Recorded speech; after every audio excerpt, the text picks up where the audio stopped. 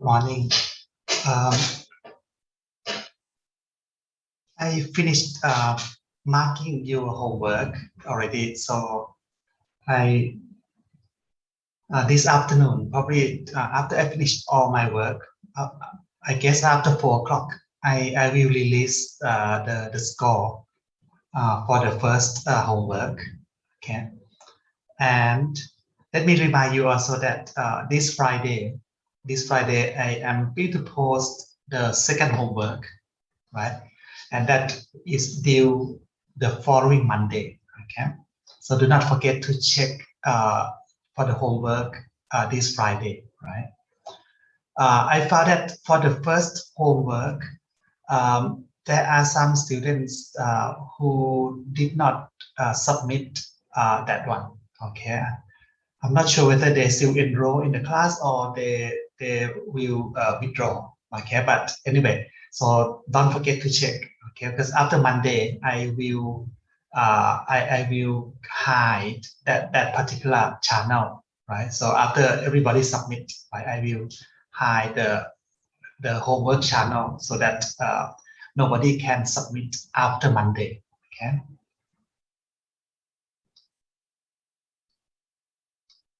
Otherwise, there might be students who want to submit a week later and then write email to me asking me to mark, right? I will not do that, okay? Right. So this evening, right, your score will be released, and this Friday, right, you will get another homework. Now, let continue from last week, right? We were talking about the balance of payment. Okay,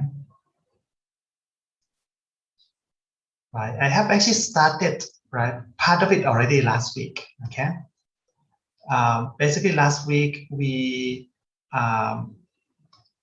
try to understand each component, right, in the balance of payment, right, using Thailand balance of payment as the example, right? That's what we did last week.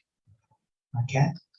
So we use this table, right, to understand components, right, of this national account. Okay.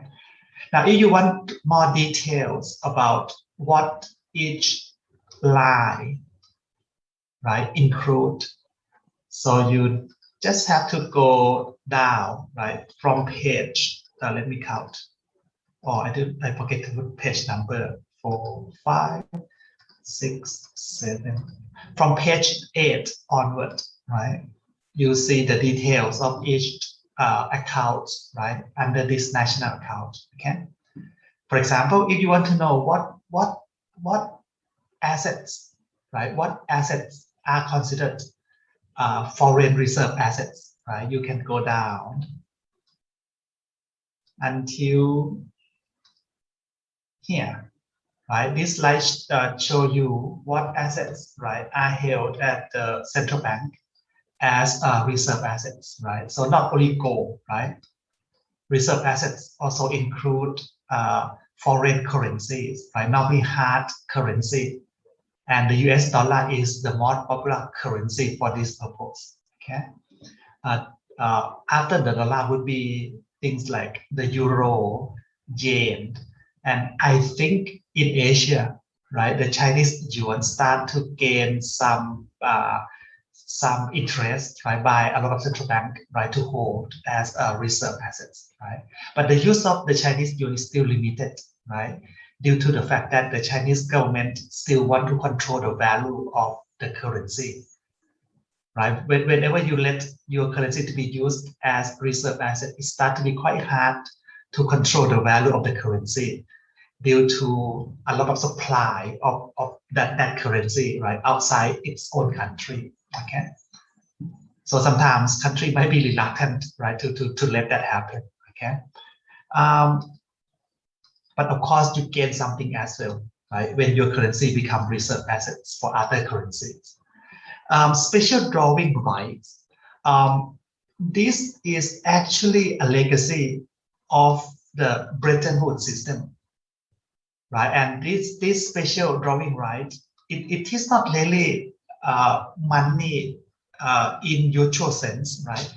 It works like um,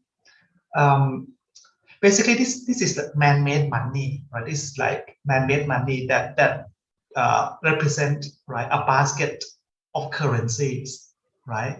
I can't label all, right? But SDR is created as a basket of currency, right? That include US dollar, um, yen, right? The euro, and recently they also add the Chinese yuan to be part of the SDR calculation. Okay, so this is uh, created, right, toward the end of the Bretton Woods, right, so that the global community has extra reserve assets. Otherwise, we would have just US dollar and gold. Okay, but after the Bretton Woods collapse, right, this SDR is still around. Okay, but it's not that prominent nowadays, right? So not many people talk about it recently, right? Plus, right, reserve deposit that national central bank, right, put with the IMF, right? So these are examples of reserve assets. Okay, right. Let me go up. Okay, I want us to look at this is the US balance of payment, right? 2014, right? I found that there are some interesting numbers in this account. Okay, um, first, right, on this side we have current account. Okay, in this table, right, capital account, which record capital flow, right, record capital flows of private and public sectors, except central bank. Okay, and the change in reserve assets. So that's the transaction by the central bank. Okay, for some reason, this table add these two together, right, and report as capital and financial account or capital account. So basically on this side, right, we have capital flow by public, right, by private sectors, and also by central bank, right, some in the same items. Okay, so you can see that, right? You can see that. Oh, I forgot. Have I talked about? Oh no, not yet. Okay, just look at the last one. I'm so sorry. I was too quick. Okay, so you can see that, right? That is the balance on capital account, right? And this is the balance on current account. Okay, so they sum to zero. I explain to you why later. Okay, that is why they call it as balance of payments. Now, what interesting to me, right, is that it is quite well known that the USA has been running chronic current account deficit, right? And this happened for a long time, right? Probably since 1960s, 1970s until nowadays. They're still running current account deficit. Okay. Now, if you look at the component of the current account, you can see that that is mainly driven by deficit on the trade of goods. That is driven mainly by deficit on the trade of goods. Because when it comes to the trade of services, US actually have a surplus on that. Meaning that in service industry, right, the US seem to have a lot of comparative advantage, like banking system, financial system, insurance services, right, consultation services, right.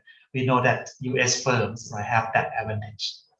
So the chronic current account deficit is mainly driven by the deficit from the trade of goods. Another interesting thing for me is this one. Primary income balance. The US has surplus on primary income balance.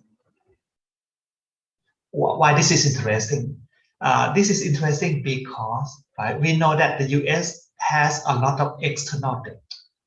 USA, right, carry a lot of external debt.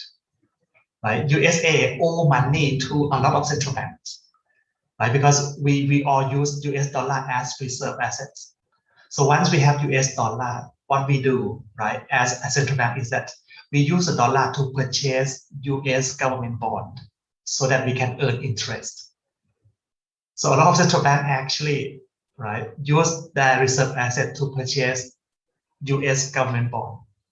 So nowadays, right, US has huge external debt. Now, when you have a lot of external debt, right, compared to what you lend to other people, we would expect this income balance to be in deficit, right? Because the money that we borrow, we have to make interest payment.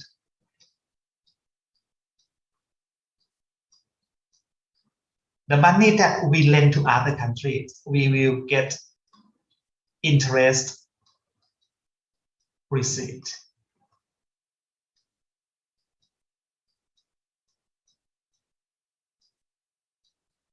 So this primary income account simply record that difference, right? And since the USA has more external debt,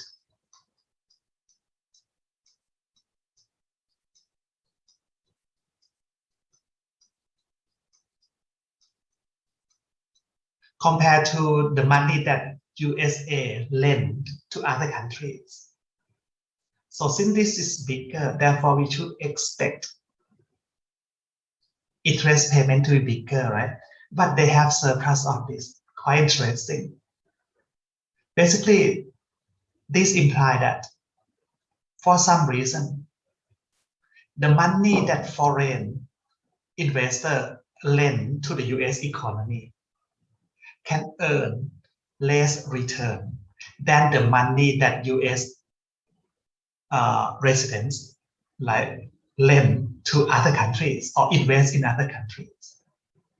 So the rate of interest receipt must be a lot bigger than the rate of interest payment until the size of the principal, right, imply different result. Okay, so that's quite interesting, and this could be the main reason why the USA could be having current account deficit for such a long period of time. They can still service external debt, right, because of this. Okay, unilateral, they are in deficit. Okay, we come back to this later when we study more about the relation, right, of numbers, right, on the balance of payment to the macroeconomic variables, right? We come back to this issue later, okay? But that's just something I want you to note. Okay, next.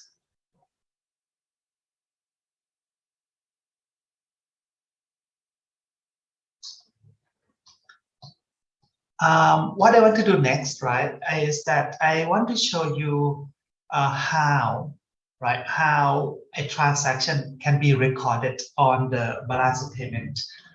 We need to know this because once we know this, right, we should be able to understand numbers in the account better. Okay.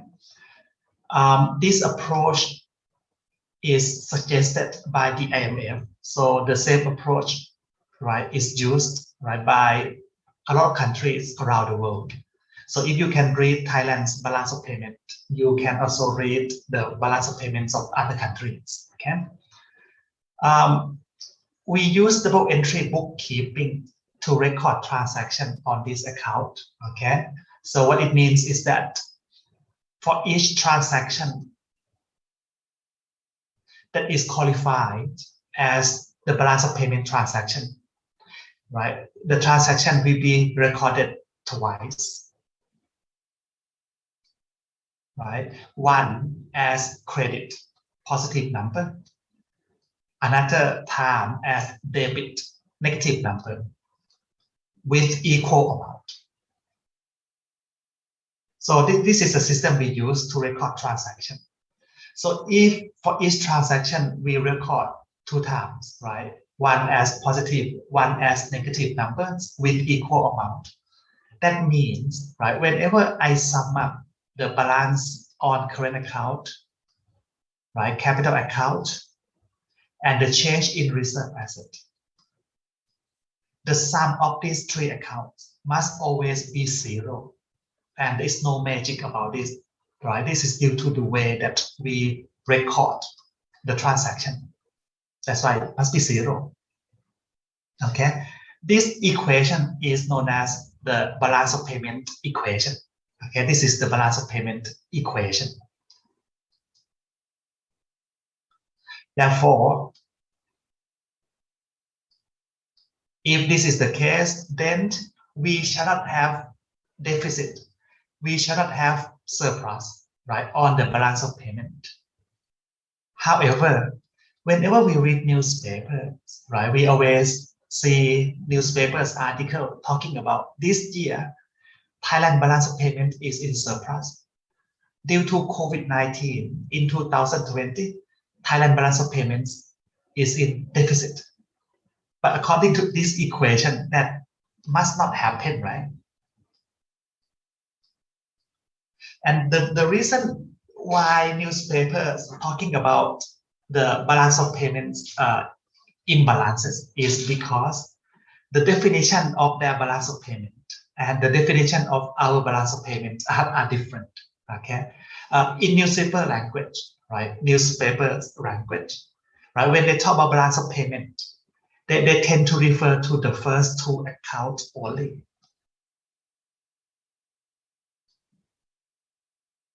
Right? That's what they mean by balance of payment in newspapers. So I do not want to lead you into confusion, right? So what I will do is that when we talk about the sum of current and capital account, right? I want to refer to that sum as the overall balance. Okay, so whenever I say balance of payment, it's always the sum of that three main accounts. Okay, so that we will not get into confusion. Now, one question, right, arise, I guess, from the first bullet here, right? How do we determine whether we should record a number as credit, right, or whether we should record a number as debit, right? This is how. A credit transaction, right, refer to transactions that involve receipt of payment, right, receipt of foreign currency, right, from foreign residents. Okay, so this kind of transaction will be recorded as a positive number to reflect currency inflow. For example, okay, this is Thailand.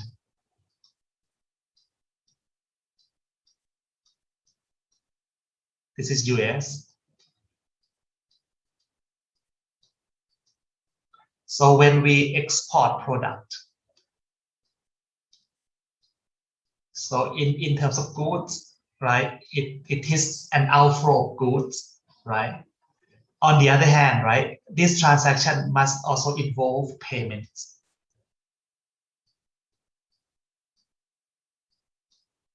So exports, right, will be recorded as credit transaction, right? Income receipt, right, also a credit transaction. What if US investor invest money in Thailand? What do we lose out?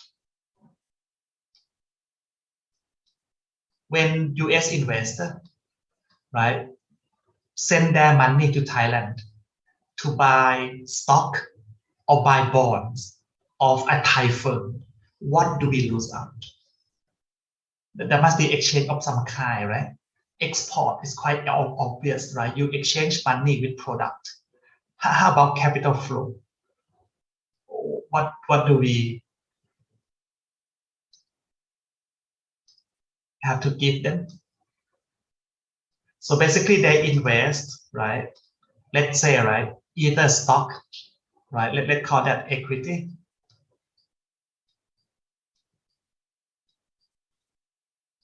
Right? Or they might invest in a Thai firm by lending money. So let's call that bond or debt. Let's call it bond.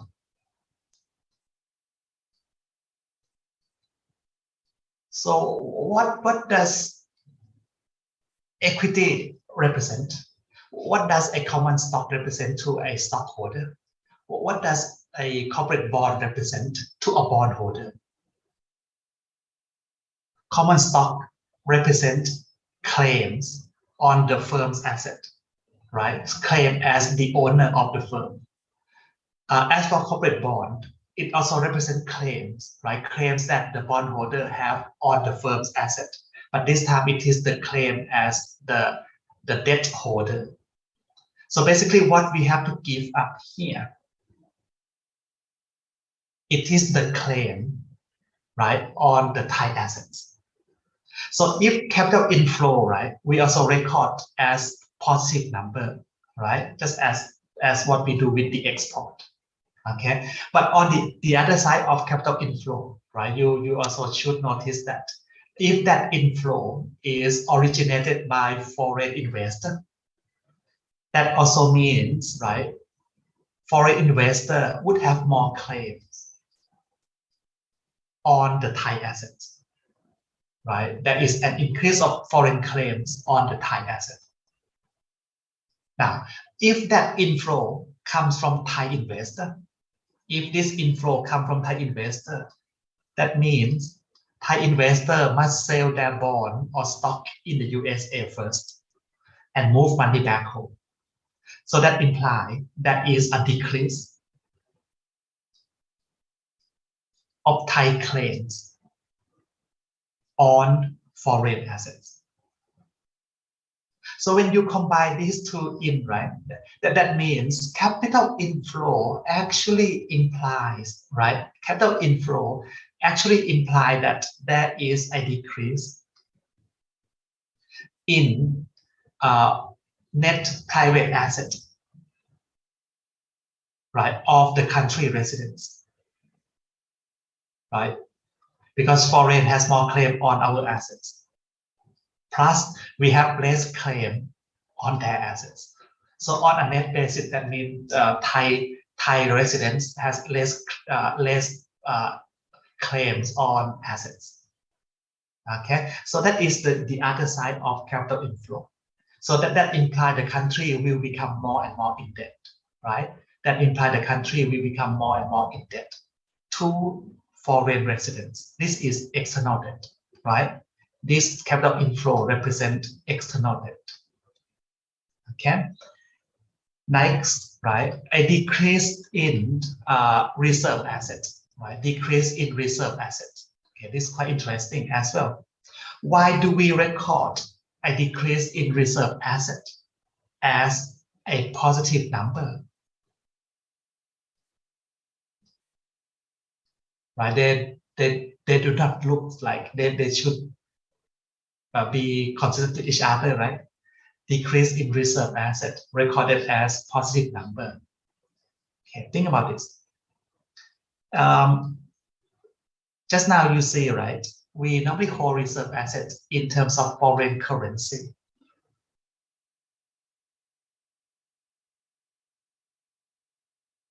Or can I repeat? When you write the question, I just noticed.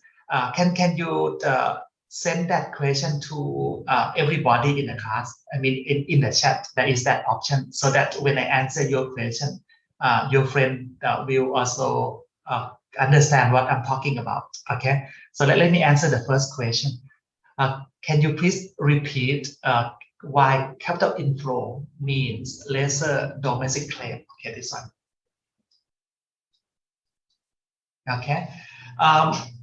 When you think about this one, right, you have to think about Thai investor moving the money from outside Thailand back to the country. So Thai investor invested in the US and suddenly bring that money back. So before Thai investor bring their investment in the US back to Thailand, they have to sell investment first, right? So Thai investor will have to sell US stock. They have to sell US bond and bring money back. So as we sell US stock, as we sell US bond, that means we have less claim on US assets. That's the meaning here. Okay. So basically, which bullet we use here depends on who originate the flow. If the originator of the inflow is foreign investor, then you look at the first bullet. If the originator of the capital inflow is Thai investor, then you look at the second bullet.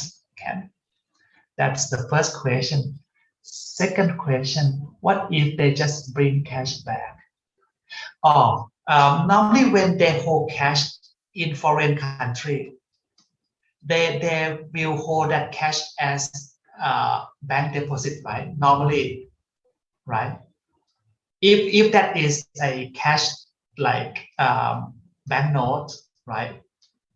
And you bring it to Thailand, that will not be recorded, right? That will not be recorded until the point where you spend it. Okay, but normally I think from investor perspective, right? They will not hold that money in banknote. They normally hold that money as a bank deposit. So if Thai investor deposit money with US bank, think about this as the balance of payment. Oh, sorry, as a balance sheet. This is the balance sheet of US bank. So when Thai investor deposits money with US bank, the US bank must record that as debt, right?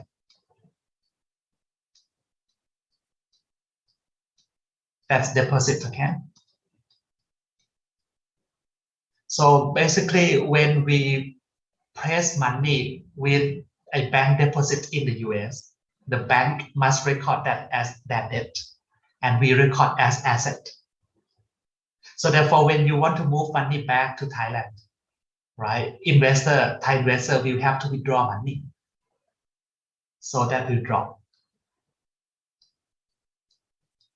So that means we would have less claim on the US bank, right? We would have less claim on the US bank once we withdraw the money and move it home. So that's the same, right? We have less claim on the US bank's asset. Okay, I'm not sure whether that answered the question, but that's how it works. Okay. Right, let me move on. Oh, from now on, when you type in question, please type in to everybody, right? So that when I answer, your friend can see what the question is, okay? And I found that you asked quite a good question, right? So I think your friend also want to know the answer to your questions, right? Okay. Why do we record a decrease in reserve asset as a positive number? Okay, reasons. In a way, decrease in official reserve asset has the same effect as that one. Why? Because each dollar that Bank of Thailand hold, imply that Bank of Thailand, which is Thai residents, can use that money to purchase US assets. So each dollar that is held by the Bank of Thailand represent claims, right? Claims that we have on US product, claims that we have on US assets, because we can always use this money to purchase their assets. And that is guaranteed by the US Federal Reserve.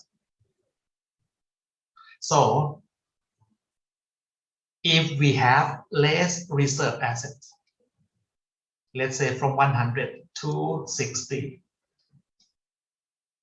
that would imply that Bank of Thailand now has less claim right?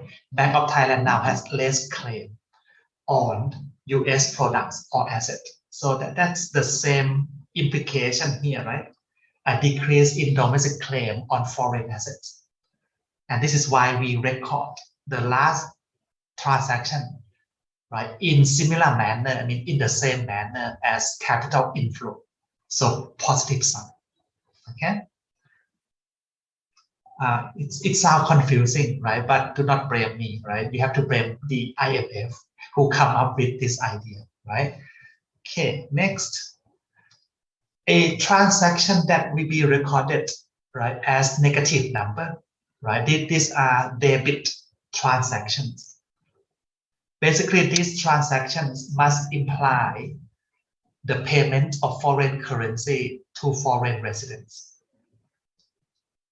So if I have Thai land here, oops, and US on the other side,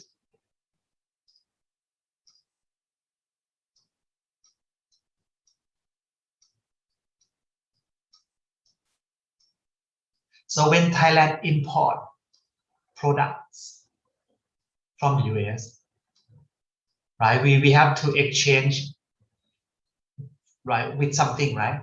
So we have to make payment.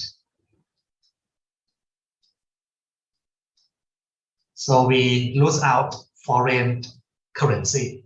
So import transaction, right? Public income payment, right? These are examples of debit transaction. Capital outflow as well. But in capital outflow, what we lose out, actually we don't lose out, we gain, right? In capital outflow, right, what we gain would be the claim, right? Claims on foreign assets. Okay, so if capital outflow is originated by Thai investor, if that outflow, right, is originated by Thai investor, that means Thai investor move the money out to buy assets, right, in foreign soils. So we would have more claim, right, on foreign assets. So that imply an increase of an increase of domestic claim on foreign assets. Now, that outflow can also be originated by foreign investor. So if that outflow is by foreign investor, that means they have to withdraw their investment in Thailand first and move money back. So they have to sell Thai stock, they have to sell Thai bond, and then move money out.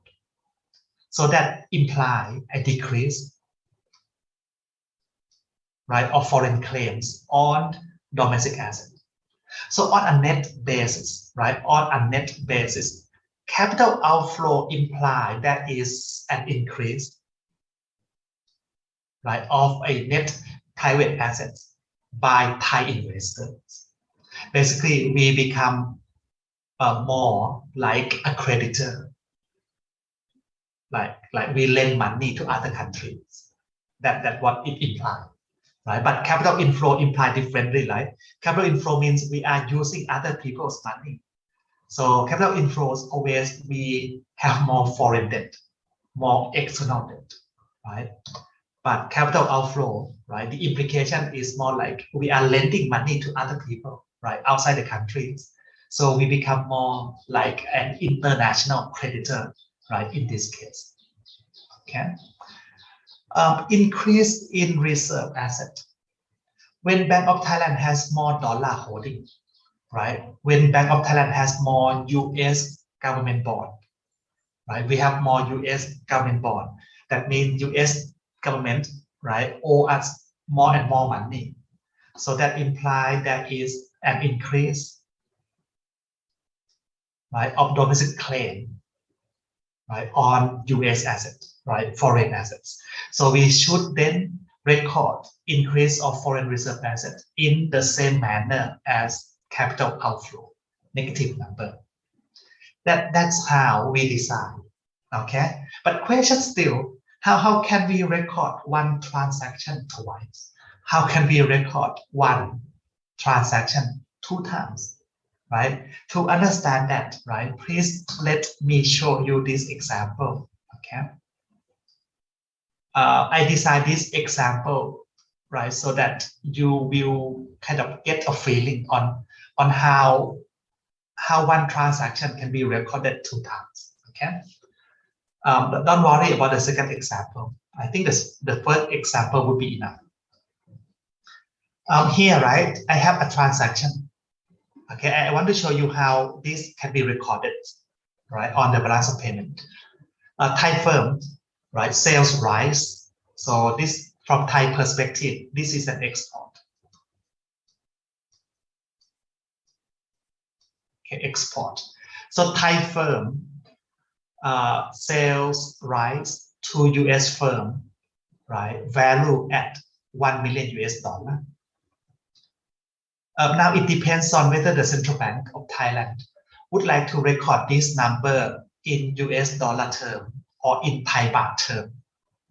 In practice, they actually do both, right? We have balance of payment both in terms of Thai baht and US dollar. So if we want to record this in Thai baht term, right, Bank of Thailand will have to record, right, the exchange rate at the time of the transaction as well, and then multiply the two. So that transaction is value in Thai baht term, right, 40 million baht. Okay. Here I assume that we record in Thai baht term, right? Okay. We know, right, any transaction, right, any trade transaction, any investment transaction, there must be payment, right? There must be payment. Actually, in one transaction, there are 2 flows. If you look at this one, right? In one transaction, there are 2 flows, right? If it is trade, then flow of goods and flow of payment. And because of these 2 flows, we can record twice. Okay, let me show you how. US firm, right, must make payment, right, on this purchase, right? So I assume that US firm pay for this order, right, by writing a check, right, to be drawn, right, from its account at a US bank. Basically, the US firm has deposit with a US bank and then writing a check, order the US bank to make payment to the Thai firm. Okay, of course, the Thai firm, upon receiving the check, will not go to the US to collect the money. What they will do is that the Thai firm, what the Thai firm will do is that the Thai firm will place the check with its bank in Bangkok and then let the 2 banks clear the money. That's what we normally do, right, in check payment. Okay, just I'm not sure whether you are familiar with this clearing kind of things, right? If not, just let me explain a little bit. Let's say, right, when I go to work for a company, right? Sometimes I do extra work for a company. So they pay me by check, right? Probably K-Bank check. Okay. I always get K-Bank check by the one of the mutual fund company. The problem is that I don't have account with K-Bank. I don't have account with K-Bank. I have account with SCB.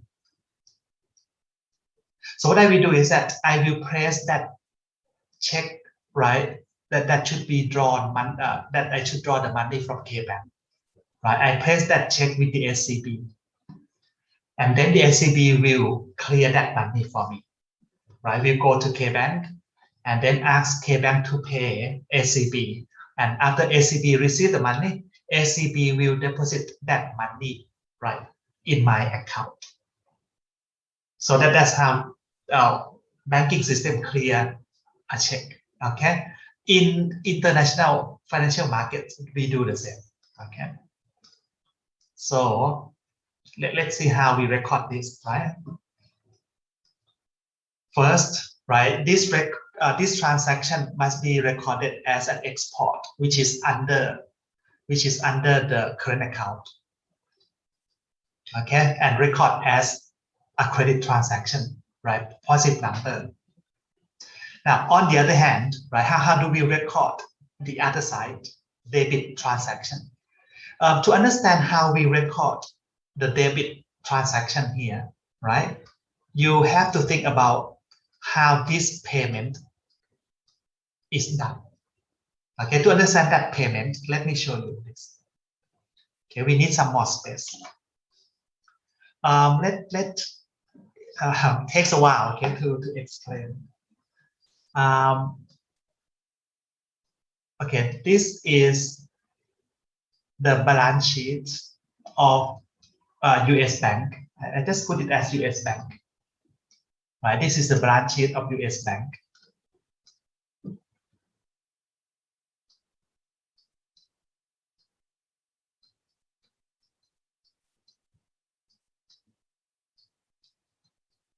Okay, and this is the balance sheet of Thai bank.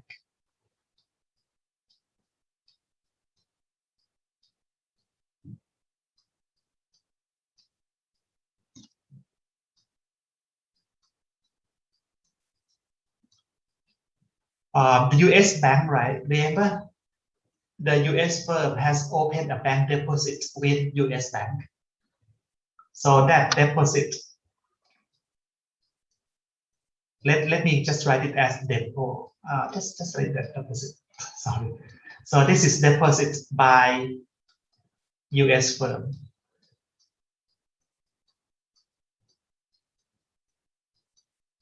Right, and that allows US bank to have cash after taking the deposit. Okay, with the US bank, right, they also have deposit, which is baht deposit, right? That is dollar deposit, of course. They also have deposit, right? That is opened by Thai firm.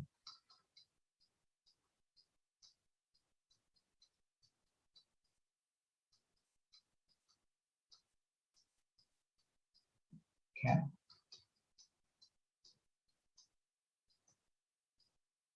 Of course, this is baht account.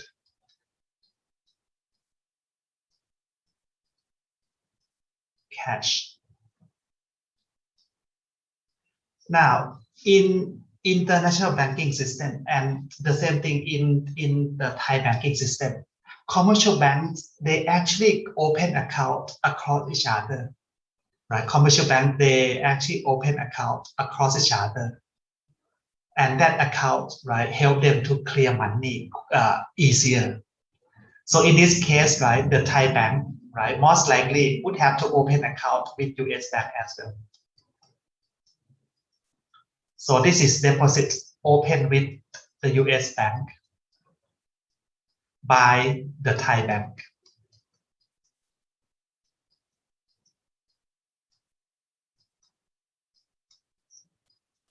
Of course, the deposit that is open with the US bank, right, must be recorded from the Thai bank perspective as asset. Right? So they have to record the deposit that they open with another bank, right, as asset.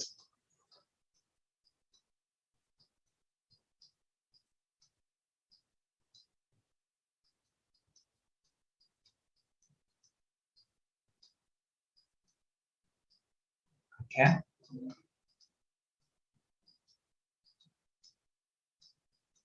You must understand that these two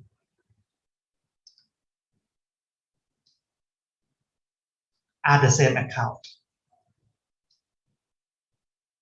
right? But record from the perspective of the depositor, the Thai bank, and the perspective of the one that take deposit. Okay. Now, when the Thai firm press check with the US bank, the Thai bank, when the Thai firm, right, press the check with the Thai bank,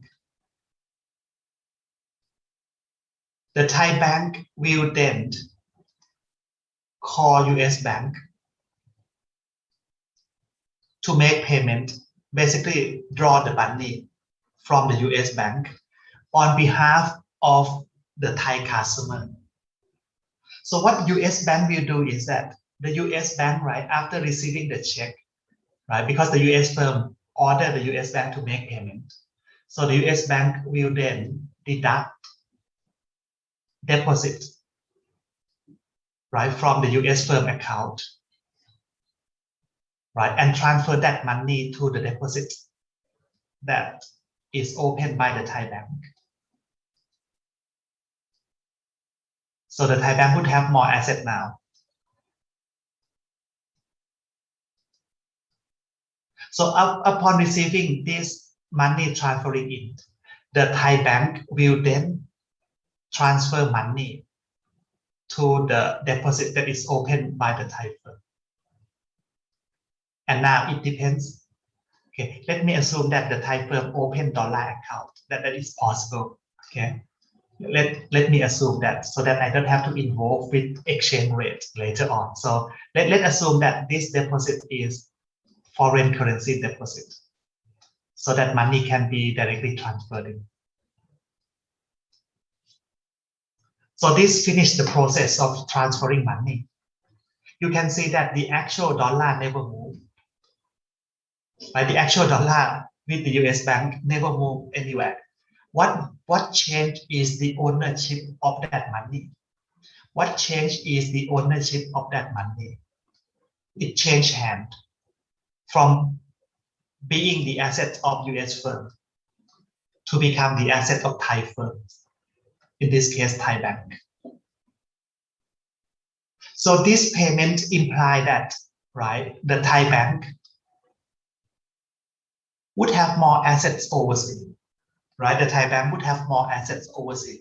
So that is an increase of Thai assets, right? Thai claims overseas. Okay, let's go back. An increase of domestic claim on foreign assets will be recorded as negative number.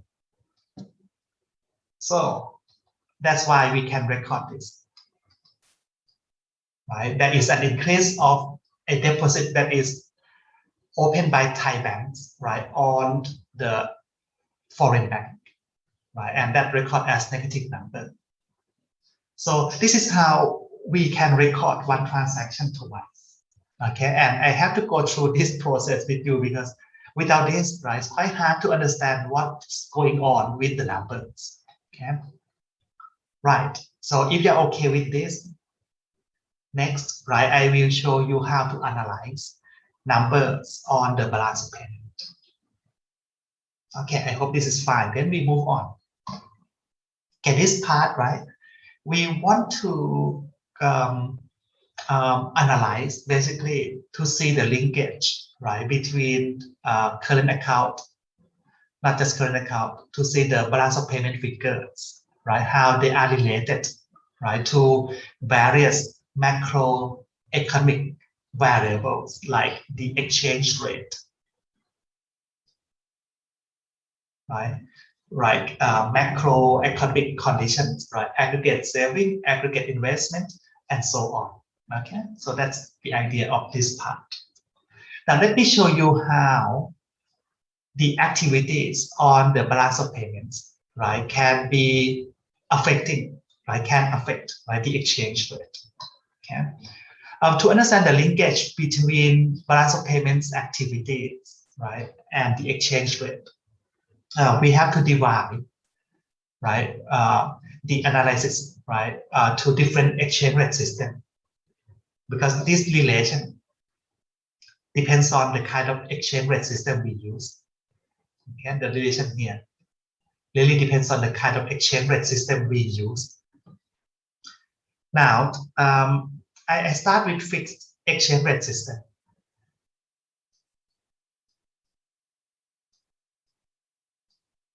Okay, under fixed, the mechanism is that whenever there is a pressure on the exchange rate to move, right, from a fixed rate, central bank will have to intervene the FX market. So if central bank intervene, right, that means there would be a change in reserve asset. So under this system, right, the change in reserve assets, FA, could be non-zero, right? Because this system relied on intervention by the central bank. Okay, so let's start with the first two accounts, right? Being in surplus. So if, right, we have the overall balance, right, that is in surplus. So that means, right, what would happen to the exchange rate? So the surplus in the overall balance, right, will cause home currency to appreciate or depreciate. We done this in the first lecture, right? When we talk about factors affecting exchange rate, we learned that if we have current account surplus, if we have capital account surplus, that will tend to drive home currency value to become stronger. In other words, that will cause the exchange rate, if we quote it as number of home currency per 1 unit of foreign currency, to drop, right? Basically, home currency becomes stronger.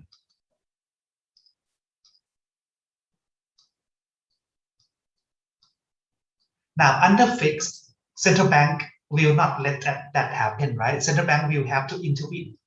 So how do we intervene in this situation? Right here, right? We want to intervene such that the home currency become weaker. Now, to intervene, right, to weaken the value of the home currency, central bank must buy foreign currency. And at the same time, sell home currency. So buy foreign currency, sell home currency to intervene. Doing that, that means the central bank would have more reserve assets after the intervention. And we learned just now that an increase in reserve assets we will record it as negative number.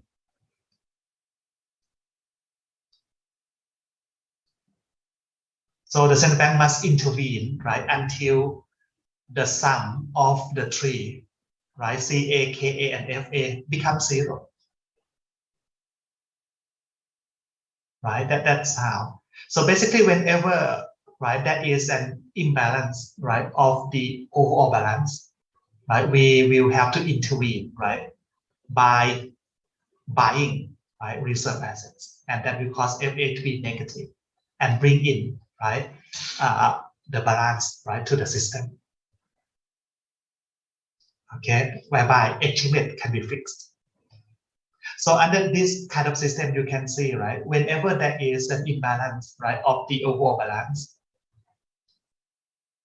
we will bring in, right, the balance to the external balance by changing reserve assets, but fixing the exchange rate. So the foreign reserve asset has significant role in this kind of system, right? Now, if the overall balance is in deficit, that will drive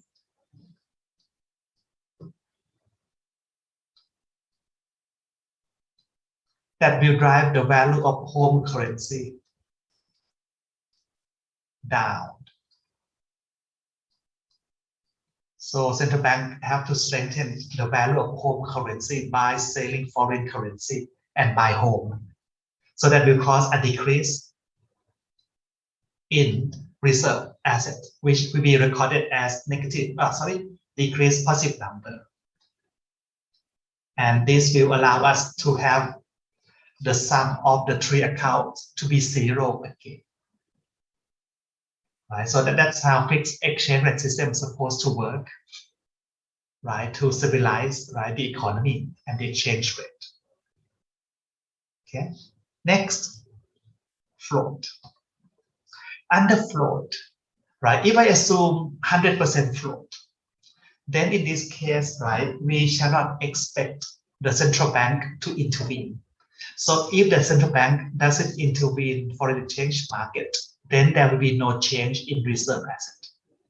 So FA will be kept zero. So what would happen? What would happen if, right, the balance of the first two accounts is in surplus and we don't change reserve asset because we don't intervene? So how can we bring the BOP back to zero, right? Because it has to go back to zero.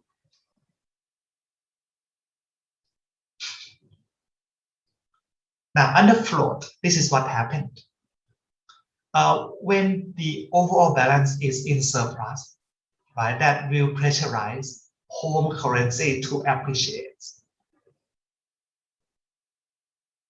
Now, when home currency appreciates, exporters start to lose out. Exporters start to lose out price competitiveness, right? We did that in the homework, right? Whether the Thai firm want to adjust dollar price or baht price, it doesn't matter. Total profit will drop, right? So once this happens, right, Thai baht becomes stronger, and therefore Thai manufacturer lose out on price competitiveness. Therefore, in the next round, we should be able to export less, import more. So that will cause the surplus on current account to drop.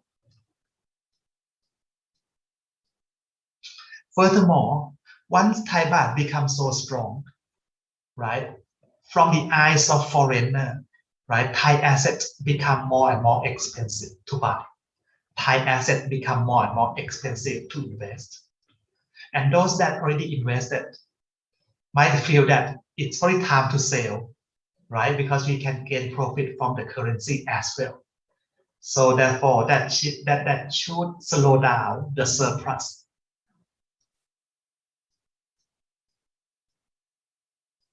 Right, in the capital flow as well. So until, right, the old balance, right, go back to zero,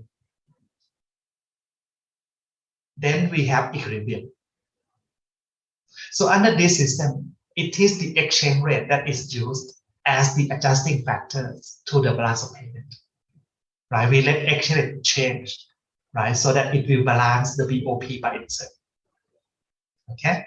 On the other hand, right, if we have deficit in the overall balance, right, that will pressurize home currency to depreciate.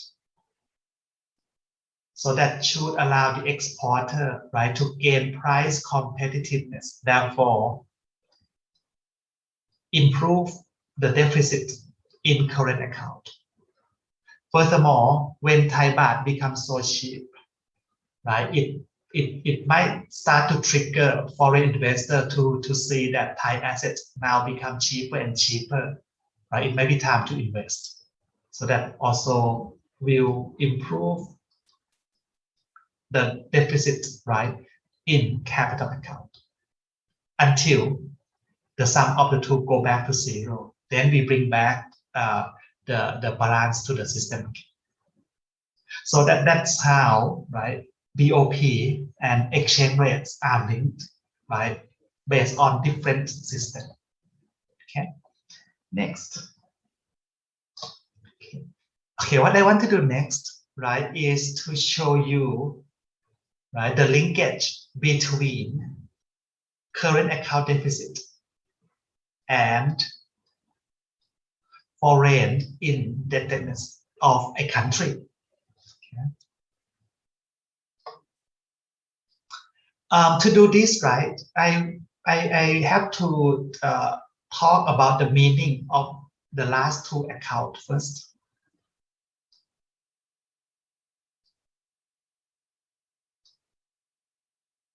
Okay, so we can actually look at the sum of capital account and the change in reserve asset as the measure of capital flow, right? Net capital flow. This is actually done, if you can recall, when we look at the US balance of payment here.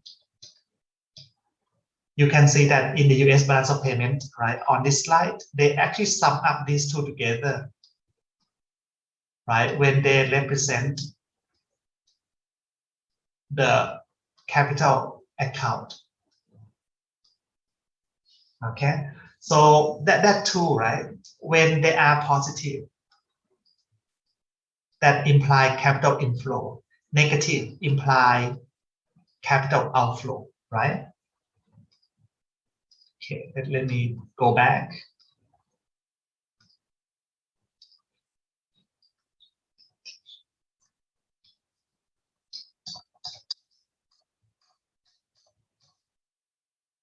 So whenever that two positive, right, that implied a net inflow capital. Positive, right, net inflow. Negative, right, net outflow. So whenever these two sum up to be positive, right? KA positive means net capital inflow by private sector. FA positive means we have less reserve assets, right? We have less reserve assets. So the implication of positive number, right, from the sum of that two account, right, is that it implies foreign claims on domestic asset has increased relative to domestic claim on foreign assets. In other words, it implies that the country, right, the country create external debt, right? Another implication of that is that the country, right, now creating external debt. Because think about this, capital inflow, we have to pay back, right? We have to pay back. So capital that come in, right, belong to somebody. So therefore, when it is positive, right, it implies that we start to create external debt, right? So basically, that will increase our foreign indebtedness. You sometimes can think of FA, right, that is positive as like a reduction of saving. So when you have less saving, that means your indebtedness become bigger, right? Okay. Right. So regardless of the system we use, whenever current account is in deficit, the sum of the other two accounts must be positive, right? To sum up to zero. This is a must. So that implies whenever a country runs current account deficit, the country start to create external debt. The country start to create external debt. Basically, we use capital inflow to finance current account deficit. We export $100, but import 120. So we are in $20 deposit. And that money have to come from somewhere, right? It might come from capital inflow, which means we borrow somebody's money, right, for import, right? Or it can come from the reduction in reserve assets. That means we have less saving left. So the implication is that we start to create, right? We start to create external debt here, right? If you are okay with this notion, then the rest is quite simple. Okay. Of course, current account surplus, right, would have the opposite result. Okay, you can think of Japan in this situation. You can think of Japan. We know that Japan has been running current account surplus for a long time. And that current account surplus allowed Japan to invest in foreign countries. That current account surplus, right, is later on translated into capital outflow from Japan. So a lot of Japanese firms, right, own assets overseas, control assets overseas. Okay, current account deficit. Okay, this one. Let's look at the US case. Yeah, this one, right? I show you items, right, from current account, right, of USA. Right, this is US current account. Okay, between 1985 to 1999. Yeah, the one in red, the one in green, that reflect the balance of trade on goods. The one in purple, that's the balance of trade on services and also primary and secondary income balance. Okay, to clarify this, right? If you go back to US current account,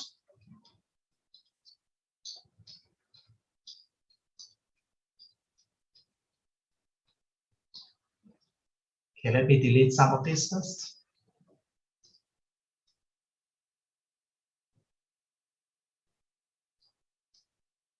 The one in green reflect this one, the balance of trade on goods. The one in purple,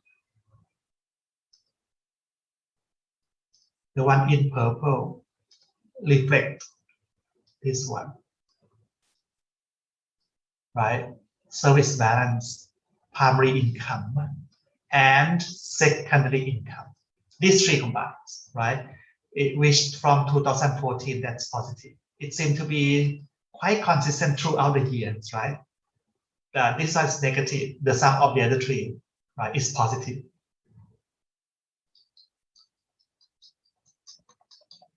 So when we sum the two boxes, what we get is the current account balance. Right? Sum up the two boxes, you get current account balance. You can see that since the trade deficit is so huge, the surplus from the other sub accounts, right, still not enough. So in this case, right, we can see clearly that the US has been running current account deficit for a very long period of time. The question is, do you think because of this, the USA should be a net importer or a net exporter of capital due to this? Can you analyze whether this should result in the US to become net importer or net exporter of capital? If you go back up, we have this situation, right, for USA. And because the USA use floating rate system, so we can, for the analysis, right, we can ignore FA, because if it is freely float, that should go to zero. Might not be exact, right, but on average, we would expect that. So in this case, we should expect to see a surplus in US capital account. That means US is a net importer of private capital. Let's see whether that is the case. Here, this one shows you different sub-account in capital and financial account for USA over the same period of time. You can see that, right? If you sum up the three sub-accounts, in all the years, right? Something positive in any year, right? So it's positive. So that imply due to current account deficit, right? The US have to import capital, right, to support that deficit in current account. So what should happen to the ownership of assets in the US in this case? What should happen to the ownership or the claims? Because that capital inflow can be in the form of debt, right? It doesn't have to be equity all the time. So what happened to the claims of US assets after all these years? That means the US assets has been under the control of foreigner, right? More and more, right? A lot of buildings in New York is actually owned by Chinese firm or Japanese firms, right? A lot of US firms, right? Stock held by foreign investors, right? This is a result of a chronic current account deficit. Now, if I put the balance of these two accounts side by side, this is how it looks like. So this is current account balance.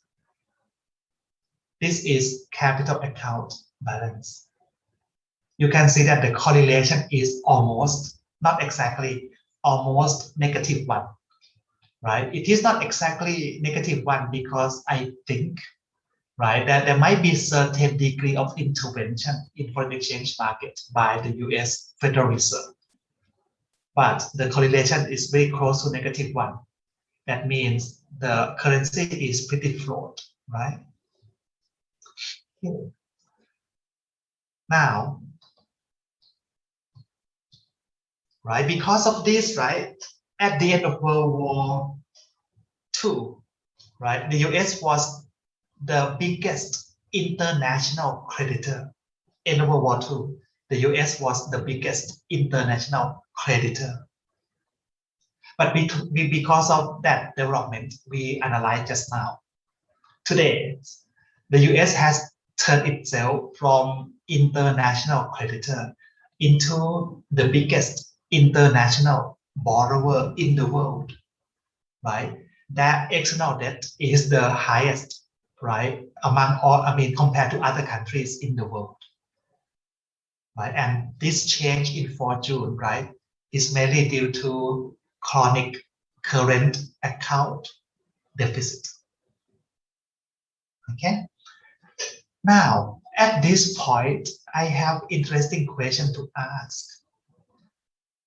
If you can recall, financial crisis that occur to emerging economy in 1990s.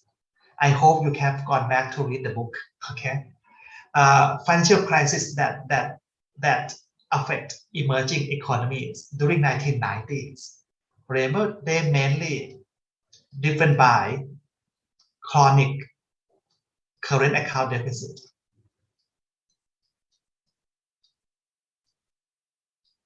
Right, that generate huge external debt for this emerging country. Okay, let me finish writing first.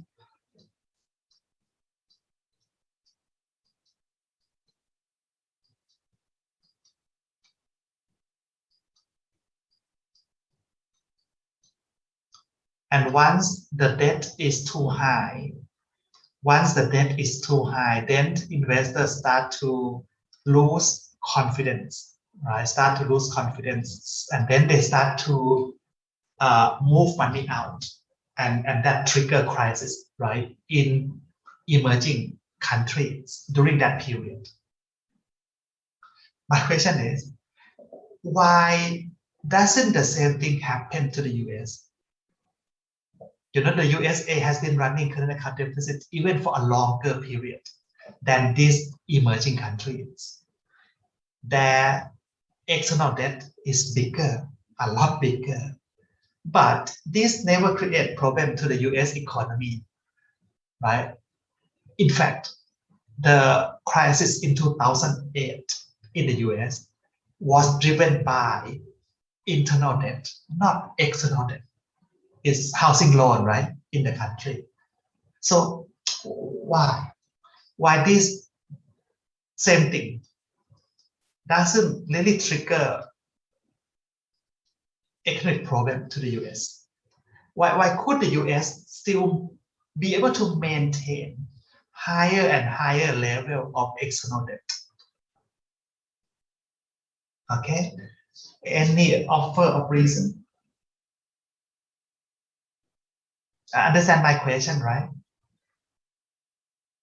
Okay, I offer you one reason which is easier to find. You have to offer me another reason, right? Which is harder to find. Okay. Okay. First reason.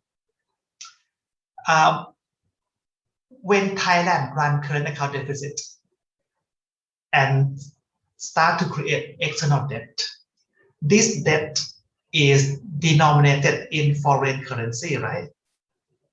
That debt is in foreign currency.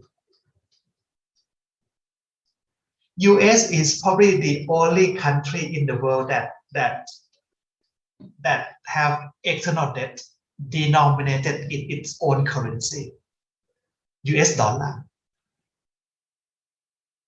So this external debt, right, for USA is in the terms of home currency, which the country can control. Furthermore, since the debt is in home currency, therefore such debt will not create exchange rate risk.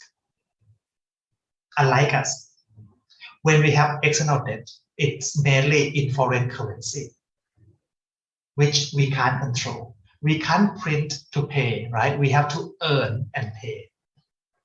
Secondly, it is in foreign currency, therefore this debt creates exchange rate risk. So not only we have debt, we have risk from leverage, we also have risk from exchange rate. But US doesn't have to face exchange rate risk. It's in its own currency. So that could be one reason, right? For USA, external debt is in home currency, which the country can print, control, and doesn't have to face exchange rate risk. Okay, can you give me another reason why US might be reason? Okay, I should say it might be reasons, right? Okay, to understand the other reason, okay, let's look at this. Okay, this one, right? I break down, right? I break down the US current account into sub account and look at the development of this sub account over time. Okay, I want you to look at this one.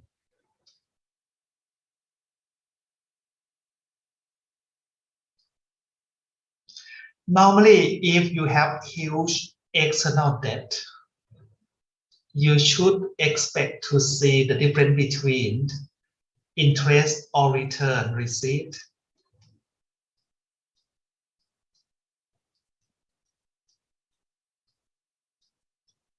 right, and interest or return payment to be negative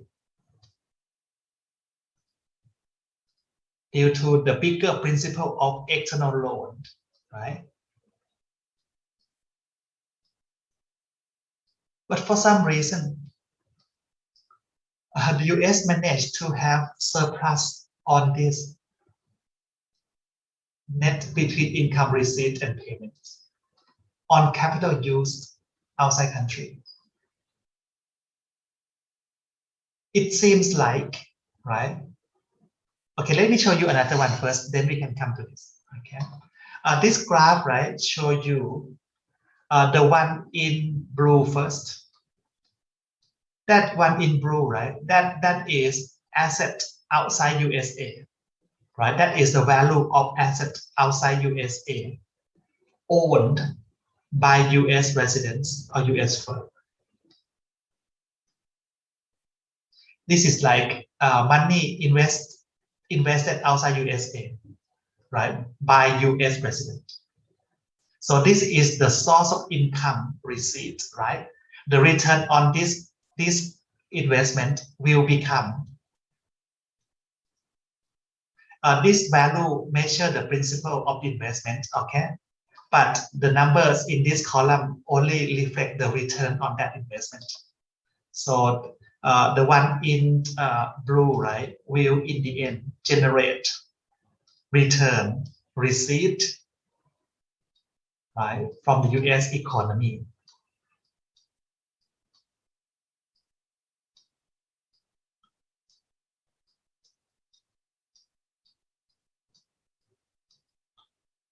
The one in yellow, that is the value of assets in the US owned by foreigners. So over time, this asset in the US must pay return, right? Must pay return to foreign investor. So that in the end will generate interest payment. So what interesting is that return that US receive from foreign investment is bigger than the return that US have to pay for foreign investor who invest in the US. That one, the one I'm highlighting, is bigger, even though the principal is smaller. And because of these positive numbers, it means that the US economy can still pay that return, right? Service the debt, right, for foreign investor, right? I don't know, for some reason, US investor managed to earn more income from their foreign investment. That foreign investor managed to earn income from their US investment. And because of this, right, the US, after making payment, they still have something left, right, to enjoy. So basically that implies they can still manage to service that external debt, okay? This is quite interesting. And because of this, right, it could be another reason why investors, right, foreign investors still willing to lend, right, or inject money into the US economy, as long as return, right, is okay to cover the cost of capital, okay? So this could be second reason, right? Okay. Oh, this one, right, this graph, I extend from the previous graph. So if you go back to the previous graph, right, I take the blue line, right, then minus that blue line by the yellow line. I would get the red curve here. So basically that red curve, right, present net, right, net external debt, right, by the USA. You can see that the size of this external debt, right, become bigger and bigger. This is until 2011, right? After that, it still become bigger and bigger still. Okay. Right. Okay. Few more things, right? Then we go for a break. So far, right, I show you that current account deficit could be a bad thing because current account deficit create external debt. And if the external debt is in foreign currency, then it could create risk to the economy. Okay, but doesn't mean that current account deficit is always a bad thing. It could be bad, but is it always a bad thing? Apparently, current account deficit, right, might not always be a bad thing to have. Right? For example,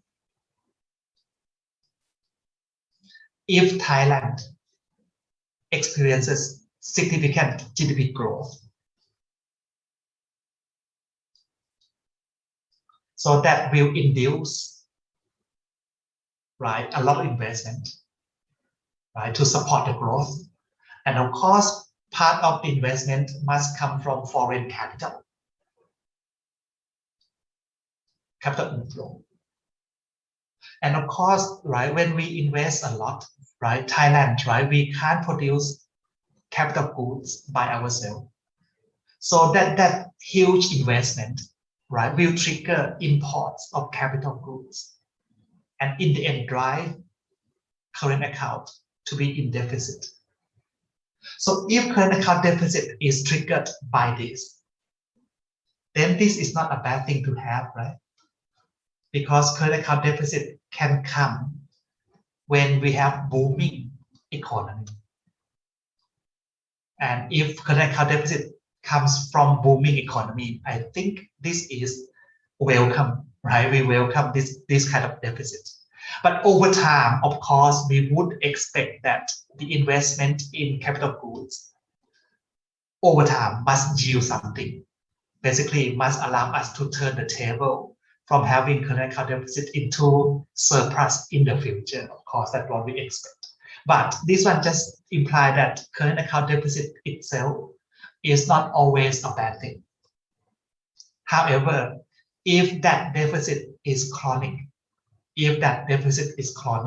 it can now be a bad thing, because it means we are accumulating foreign currency debt. Okay, right. I think I will stop here first, right? When we come back, right, we have just a few things left to do, right? And then I will move on to the next chapter. Okay, let me tell you first what we do when we come back. When we come back, right, I want to link current account balance, right, with macroeconomic factors, right? Trying to analyze, right, the fundamental factors, right, that drive current account to be in deficit. Right? Hopefully, if I know what are fundamental factors driving that to happen in the future, if current account deficit create problem, we should be able to come up with a solution. Okay, right. I guess I stop here first. Okay, any question you would like to ask before we go for a break? We come back at 10:45. Okay, come back at 10:45. Okay. In that case, then I see you again in 15 minutes. Okay. We read that first.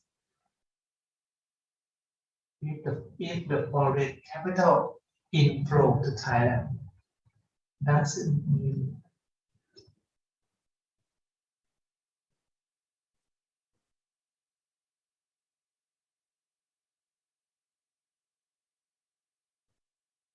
if the foreign let me try to understand the question. If the foreign capital inflow to Thailand doesn't that means that import also from?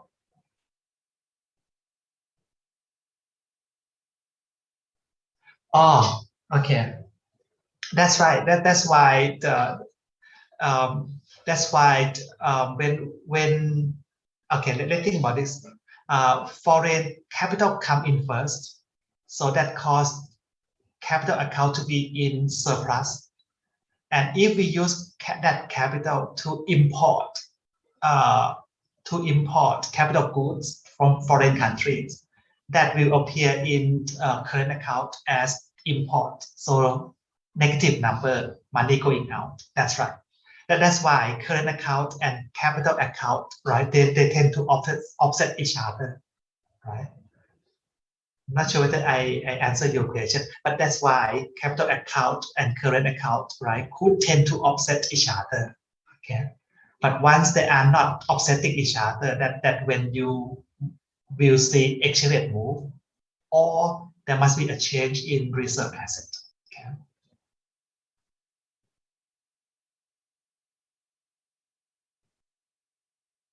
Okay.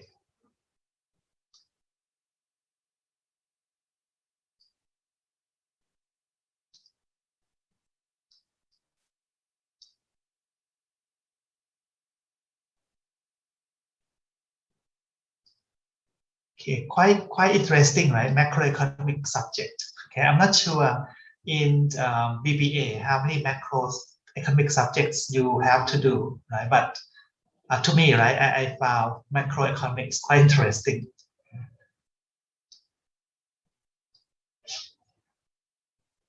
Okay, so I will leave the screen for a while. If you have question, right, that come up, just type in, right? I will come and read. Okay.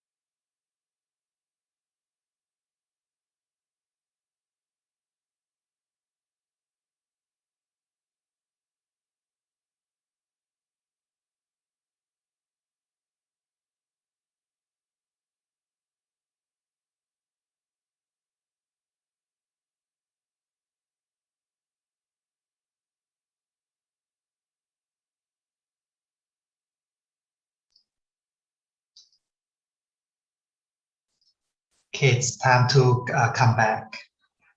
Before I continue, let me remind you again, because this morning some might have come late.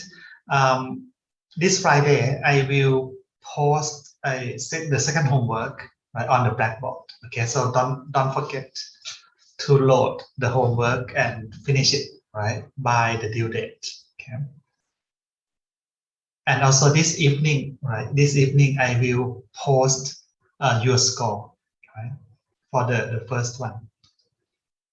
Okay, we have about 5 more slides to finish, right, for this topic. Okay.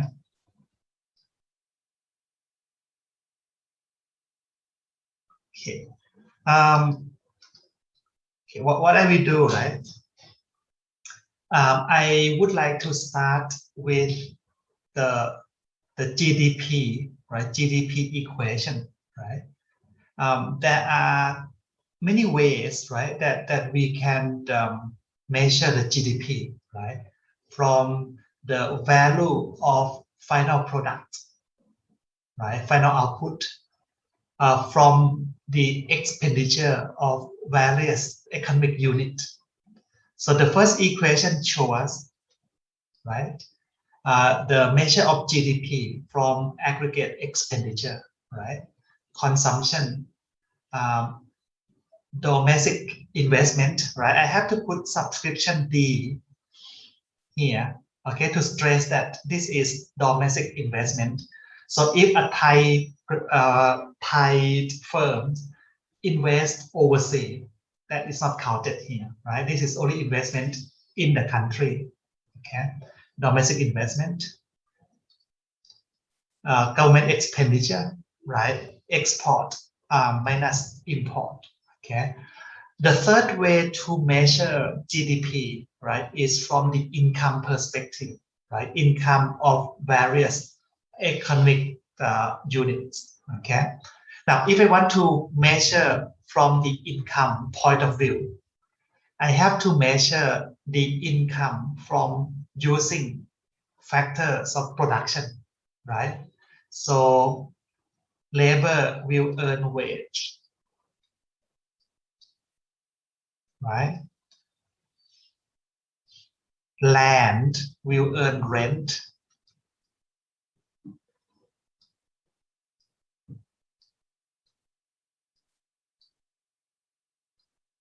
Okay, capital, the return of capital we call interest.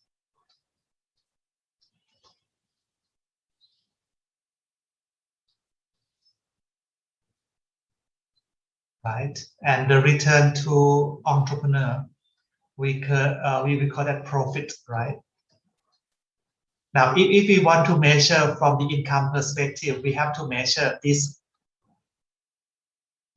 right, in aggregation. I find it's quite difficult.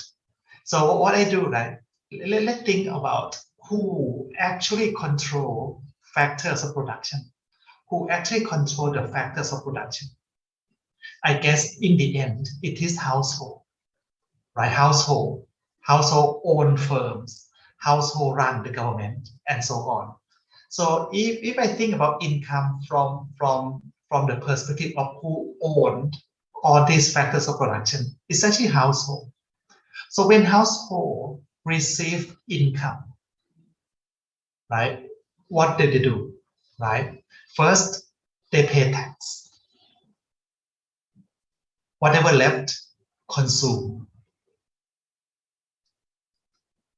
And after these two transactions, if there are still some money left, then that will go to saving.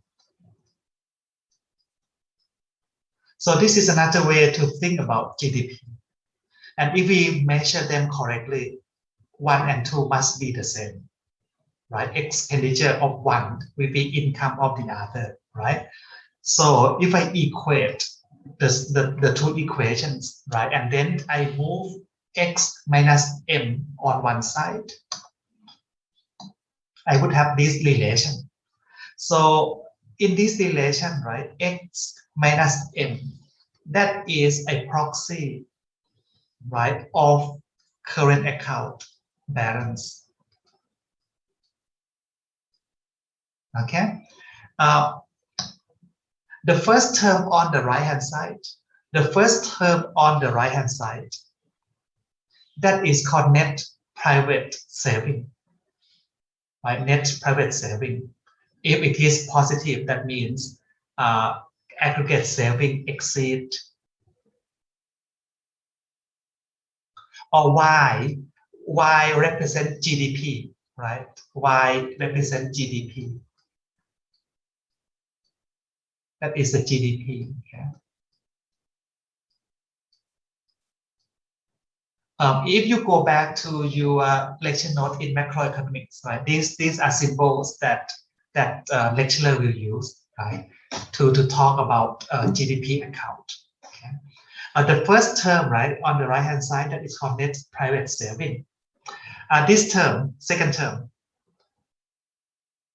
T is tax, right? G is government expenditure.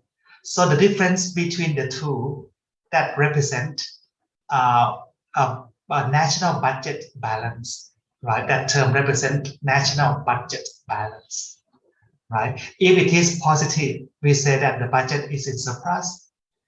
If it is negative, we say that the budget is in deficit. And when the budget is in deficit, the government must borrow money, issue bond, right?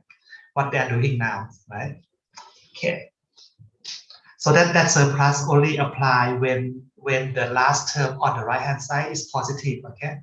If it is negative, then we call that budget deficit. So you might want to slash and put the term deficit there to remind yourself that it can be either positive or negative.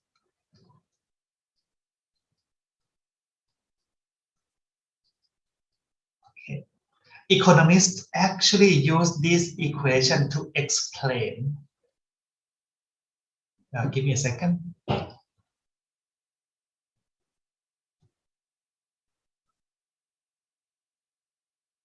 Oh, okay. I'm so sorry. When I talk about all this, I thought you have seen it somewhere in the past. Okay, I'm so sorry. Okay, let me explain one by one. Okay.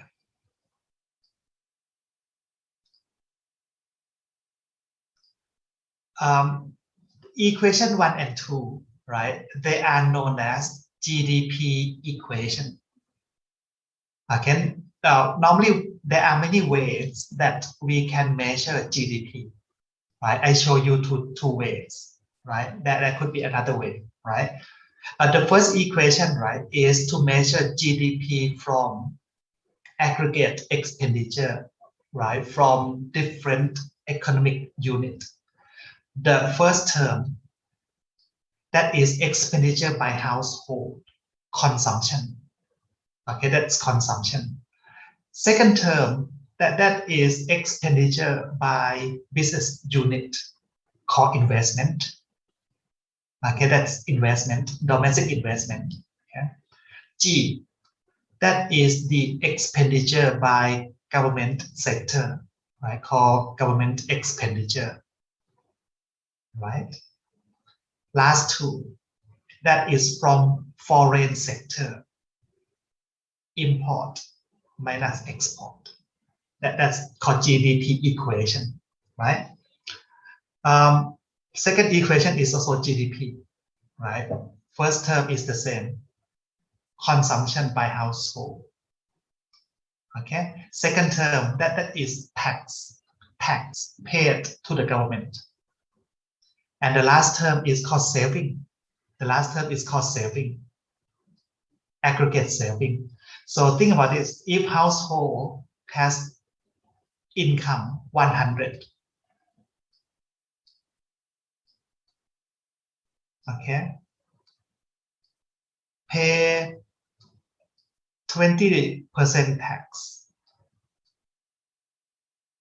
consumed 60%. Oops, I don't know why my mouse suddenly quite hard to control. Right? Consume 60%. Therefore, whatever left will go into saving. So whatever left will go into saving. So that's what S stand for, aggregate saving, right, by private sector. Okay, non-government. Right, so once I do some manipulation, right, of the equation, I get the last equation. And it is the last equation that economists use, right, in order to explain, right, that's right, Y stand for, or it doesn't matter income or GDP, because you can measure GDP from three ways, right? Measure GDP from the value of final product, measure GDP from expenditure, or from income. Because if you consume, right, you buy my product, therefore your consumption become my income, right? That's why you can measure GDP from expenditure point of view or income point of view. They are the same. Income of one unit is the expenditure of another unit, right? Okay, so you can think of Y as GDP or income. It doesn't matter, right? Okay, so we use this last equation, right, to explain, right, what drive current account to be in surplus or to be in deficit.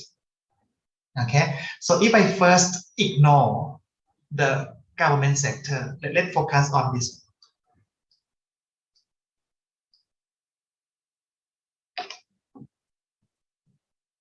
Okay, just focus on the private sector. You can see that whenever saving is less than investment, for example, when the economy is booming, when the economy is booming, investment tend to be high. And therefore, saving might not be able to catch up, because saving is more like a long-term behavior, right? It's quite hard to change your saving behavior in the short run. So if all of a sudden, right, economic is booming, right, a lot of investment happen.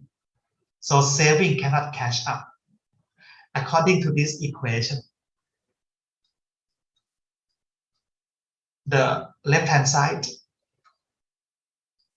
will be in deficit. Okay. Basically, whenever investment demand is higher than aggregate saving of the economy, right, we have to import capital goods. We have to import capital goods that cause current account to be in deficit. Secondly, if the government is running budget deficit, tax collection is less than government expenditure. Right? According to that equation, if you focus on the second term on the right-hand side, it will also imply that current account will be in deficit. So budget deficit normally drive current account to be in deficit as well. So what is the purpose of knowing this? Right? The purpose of knowing this is that if current account deficit is a problem and we want to solve it, right? This equation offers you a solution. So if we want to improve current account deficit, okay? If I want to improve current account deficit, I shall make saving higher, right?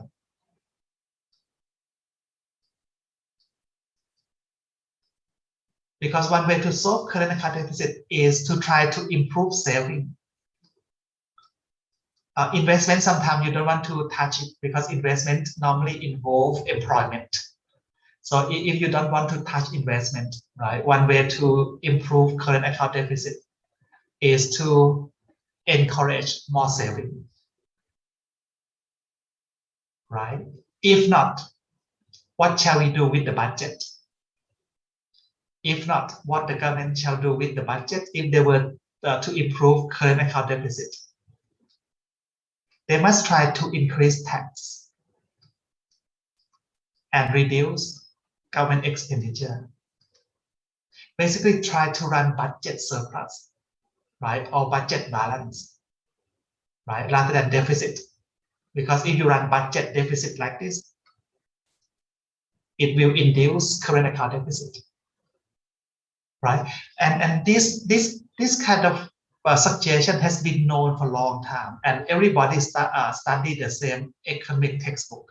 We all know what to do, right, when we want to solve current account deficit. But in practice, as we experienced in 1990s, country that run current account deficit normally let it run for so long until crisis hit the country, right? Rather than trying to solve it, right, through times. Do you know why when it comes to politics, right? Why do you think politicians doesn't have incentive, right? They don't have political incentive to solve current account deficit problem this way. Do you know why? Economic textbook, right, tell us this is what you should do, right, to solve current account deficit problem.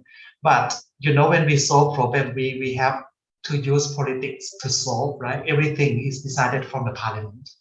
So from political point of view, sometimes they don't have this incentive to do that, and do that.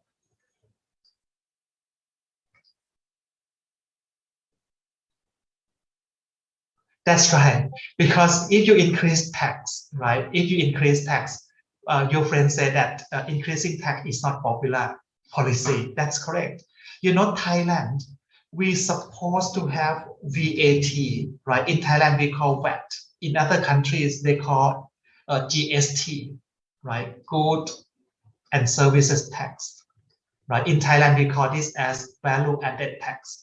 It's basically consumption tax. We're supposed to have 10% VAT.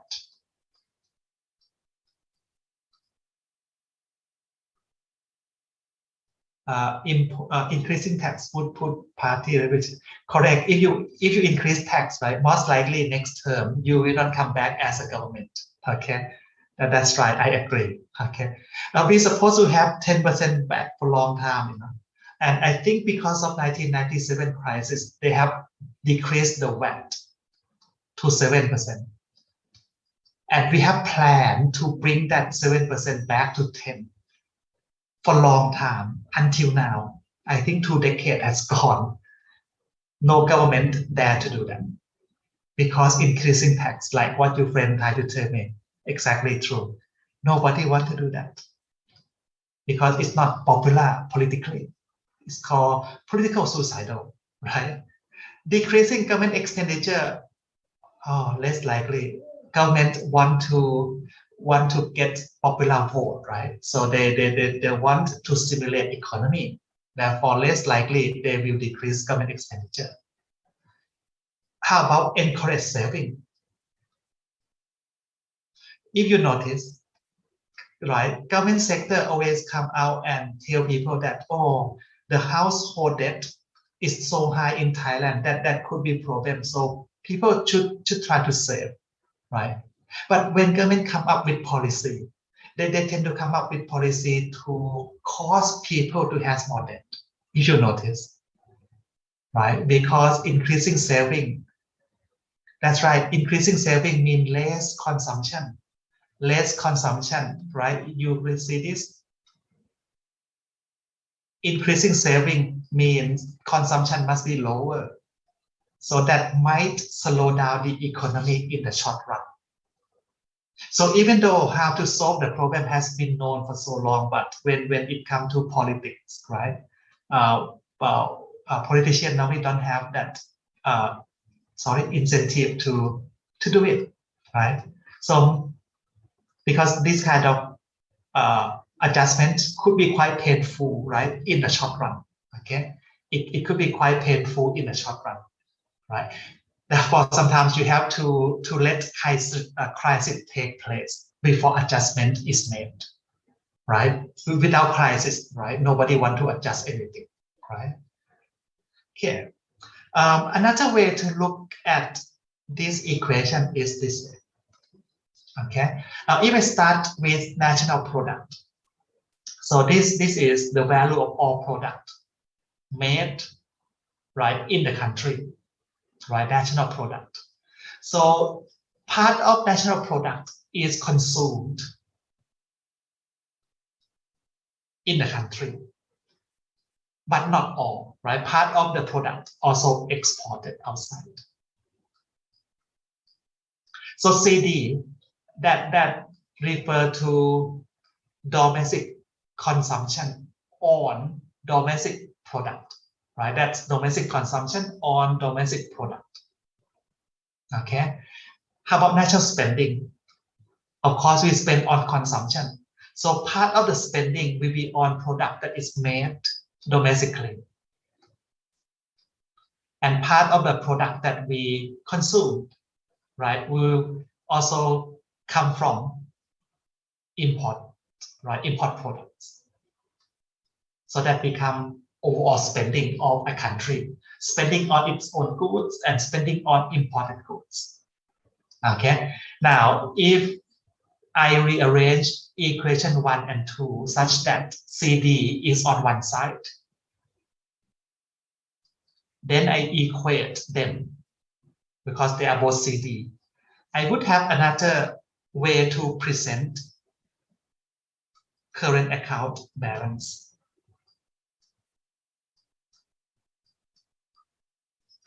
So that means, right, if country spending exceeds country's product, that will lead to current account deficit. So one way to solve the problem is trying to increase product.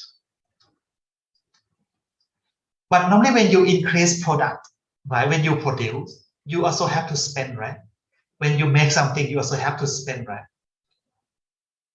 So if we want to improve current account deficit, we must try to increase national product and at the same time, right, try to maintain, right, spending, or let spending increase at a slower rate than product. Right? In that way, right, national product will be able to increase in relation to national spending. Because normally when you produce, you tend to spend as well. Right? But if you want the gap to go back to zero or become positive, you have to make sure that spending will not increase as quick as production. Basically, that is equal to trying to improve productivity. Trying to improve productivity. Okay, that's another way to solve current account deficit.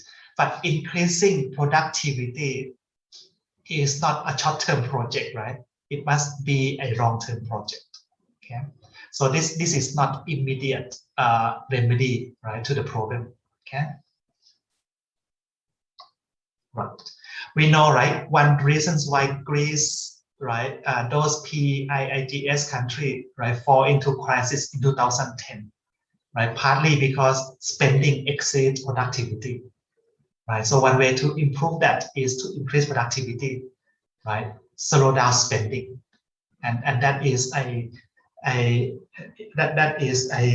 what I will say that process is not it will be quite suffering process, right, to go through, right, and takes time. Okay, right. So that what economists suggest, right, what to do. Oh, CD. Let me go back. Oops. This CD, right, refer to domestic consumption on product that is made in the country. Let's say, right, Thailand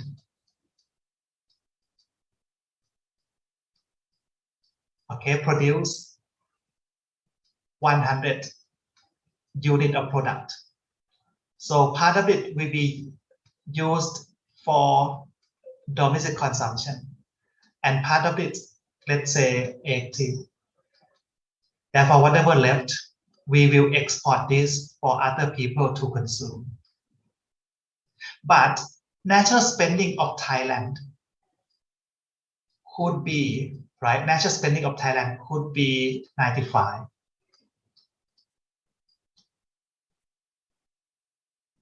Now, national spending refers to the amount of consumption by Thai citizens, right? We consume 95, but we consume out of that 95, right? Out of that 95, there are products that is made in Thailand worth 80. So that must imply the rest of the Thai consumption would come from import. Oops, sorry. I'm not sure whether this will make you better understand. So the import would be 15. Okay, so 100 is national product.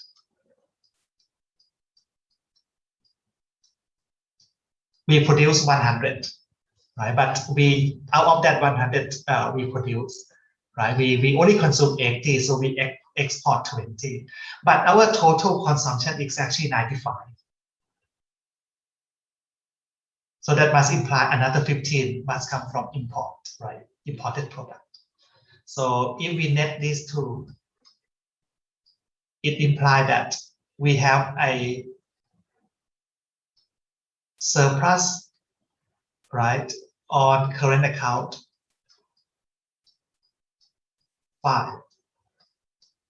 And that exactly equal to the difference between national product and national spending.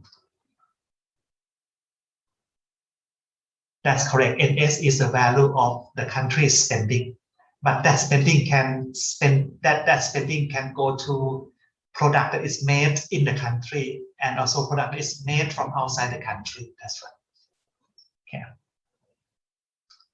Okay, that's what this relation try to imply. Okay, but as you know, right, this kind of adjustment to improve current account deficit, right, is a painful adjustment, is a long-term adjustment. So sometimes this is not popular with politicians. Okay, right. Let me move on. Oops.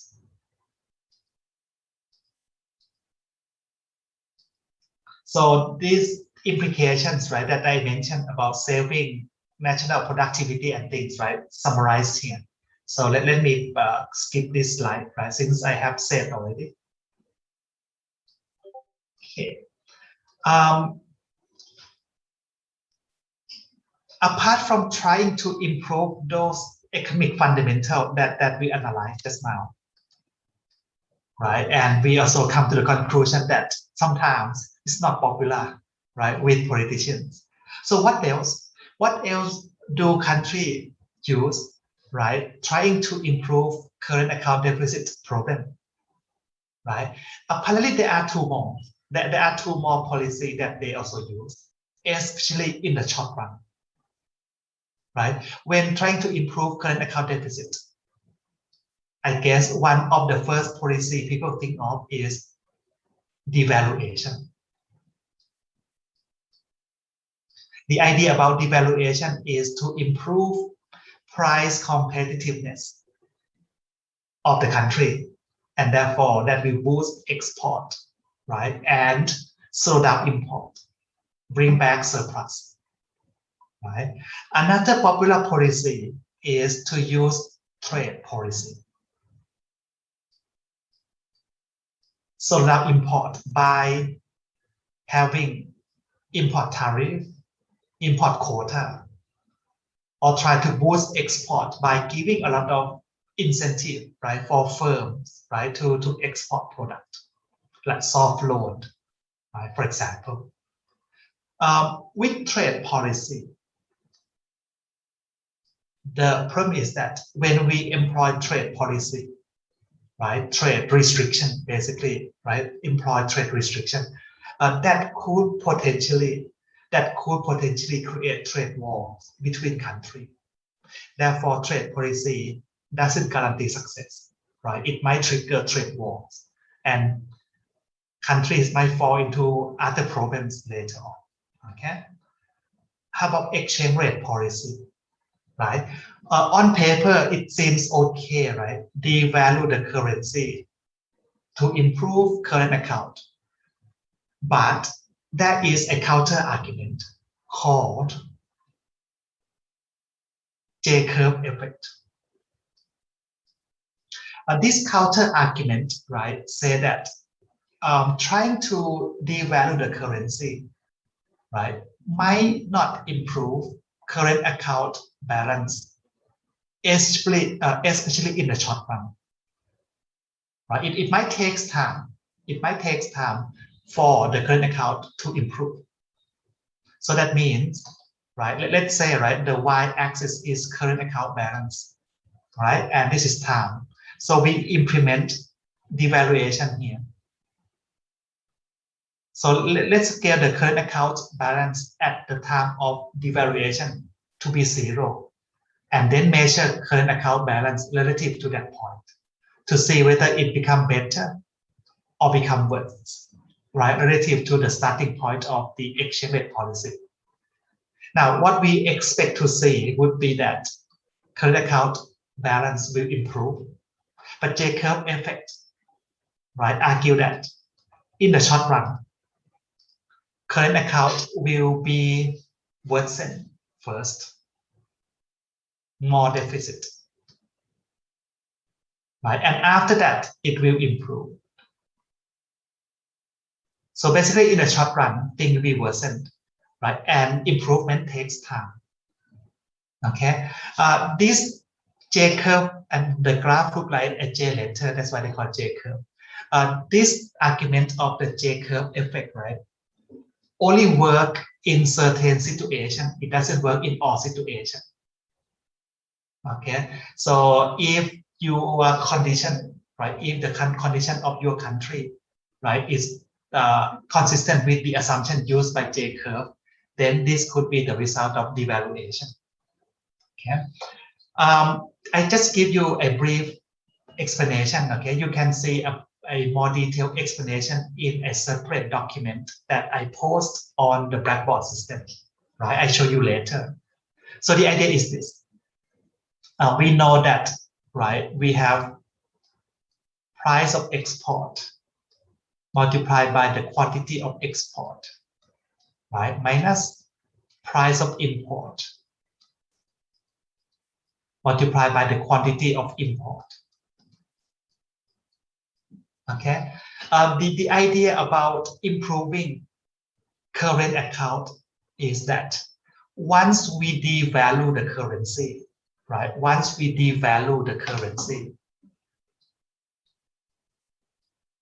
home currency down, right, we expect that, okay, price of export will go down.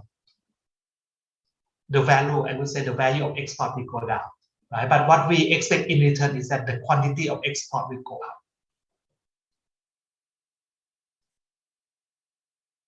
Right. On the other hand, once we devalue the currency, imported products become more expensive.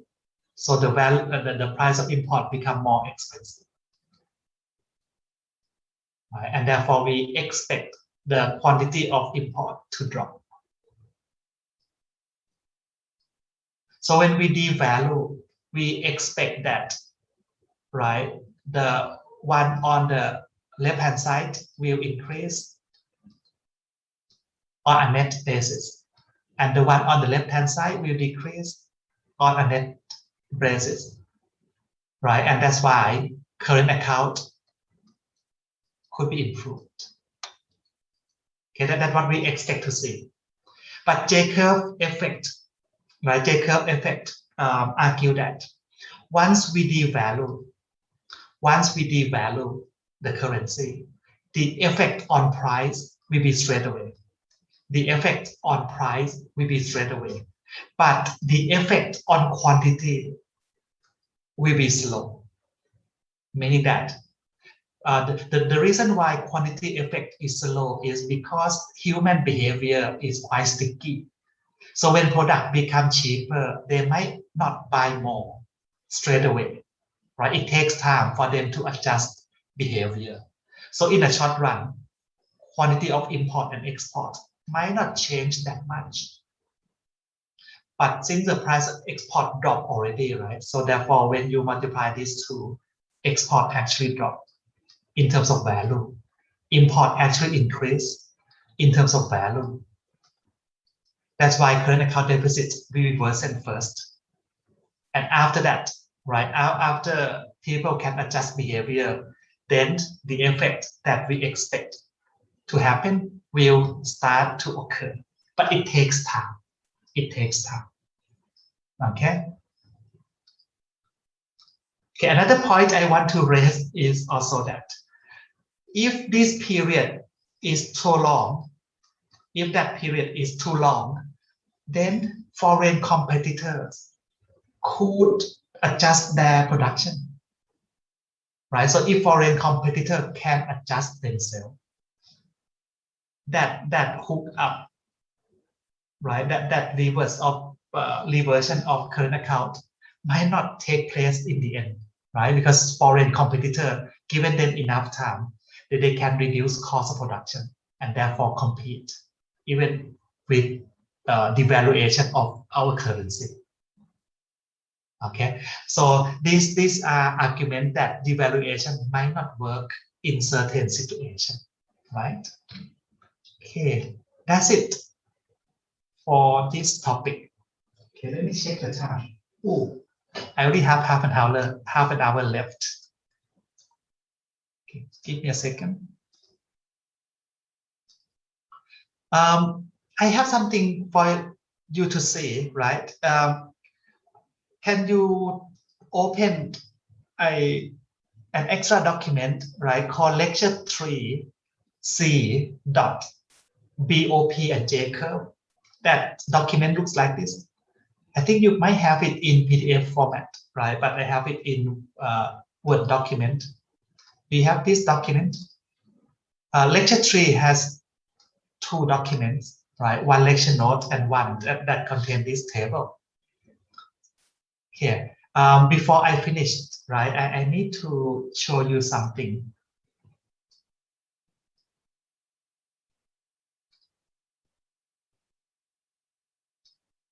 Okay, you all see the table, right? Okay. This table, okay, if you go underneath, right? If you go underneath, that's a further explanation on the J-curve effect that you can read. Okay. Here, right, I show you Thailand balance of payment, right, before and after financial crisis in 1997. Oops, sorry, that's not the one. This one. Okay, that's the crisis year. Okay, I want you to notice something, right? I have few stories to tell from this table. One, you can see that before financial crisis 1997, Thailand has been running current account deficit every year. Actually, we have current account deficit even before this for a long time, right? And that's actually the period when the Thai economy performed very well. You know, the GDP growth, right, before 1995, right, until about 1984, 85, about 10 years period.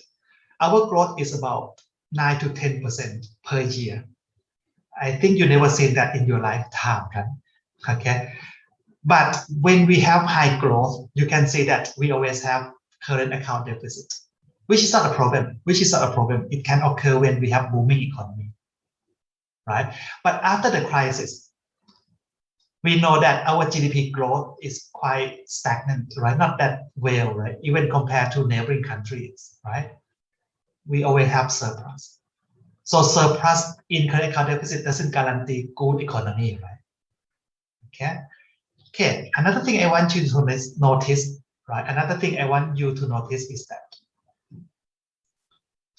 if we have current account deficit, and at the same time, we managed to fix the exchange rate 25 baht per dollar. If you can remember the exchange rate graph I showed you, right, in the first week, right, during that period, we have fixed exchange rate 25 baht per dollar. So if we have current account deficit, that should pressurize Thai baht to become weaker, right? And to maintain the value of Thai baht constant, 25 baht per dollar, central bank must intervene by selling dollar, buy Thai baht. So with that intervention, we should expect reserve asset to reduce, right? We should expect reserve asset to reduce over time. Let's see whether that happened. If you look at this line, but that's contrary to our original belief, right? Apparently, while having current account deficit, maintaining constant exchange rate, Bank of Thailand managed to increase reserve asset. Reserve asset actually increased, negative number. How can that happen? How can that happen? To understand why this happened, you have to look at the third account, which is capital account. During that booming economy, right, Thailand enjoyed huge capital inflow. The net inflow, right, is even bigger than current account deficit, right? This surplus of capital inflow is more than current account deficit. So basically, capital that flow in, right, is more than enough to support current account deficit of the country. And that's whatever left go to reserve asset. And that's what happened. So basically, we relied on capital inflow, right, to boost economy, to boost consumption, right, to boost reserve asset. But do not forget, surplus in capital inflow imply accumulation of external debt. Right behind that is the accumulation of external debt. This money belongs to somebody. In the end, they will require their money back. Okay, but if the inflow, right, is long-term investment, that's not too bad. But look at what happened to the composition of capital inflow. Look at the composition of capital inflow, 1993 toward 1997. You can see that the composition start to change. More and more of the money come from this last transaction, other investment. That are mainly short-term lending. Meaning that, right, 3 years prior to the crisis, the money that come to Thailand change behavior, right, from long-term investment, start to be more and more short-term investment. And this short-term investment create risk because the owner of the money can recall the money within 1 year. Right? The lender can ask the money back within 1 year without breaching any contract. So, right, unlike long term, right, only withdraw money, right, over time. But short term debt means they can get their money back in a short period if they don't want to re-lend the money, right, or roll over the debt. Right, so this short-term debt, right, from foreign investor, foreign banks, is one of the main source of risk here.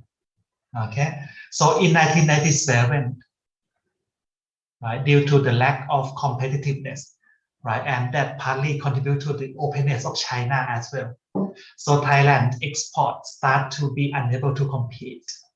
So if we can't export, we can't generate money, we can't repay debt.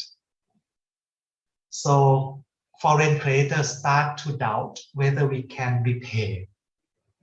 So what they do is that they recall their money back. Once they record their money back, we not only have current account deficit, we also have capital account deficit. So when we have double deficit like this, right, that we put even more pressure on Thai baht value, right? And central bank do not have enough reserve. Basically, the external debt is too big, right, compared to the reserve asset at the central bank. So we don't have enough reserve assets to support capital outflow as well as current account deficit. So at one point, speculator join in. So in the end, we have to float the currency. Okay. So what I try to encourage you is that when you study this table, you will get some inside story, right, as well. Okay. Okay, before I finish this, right, let me show you one thing from this table, very interesting.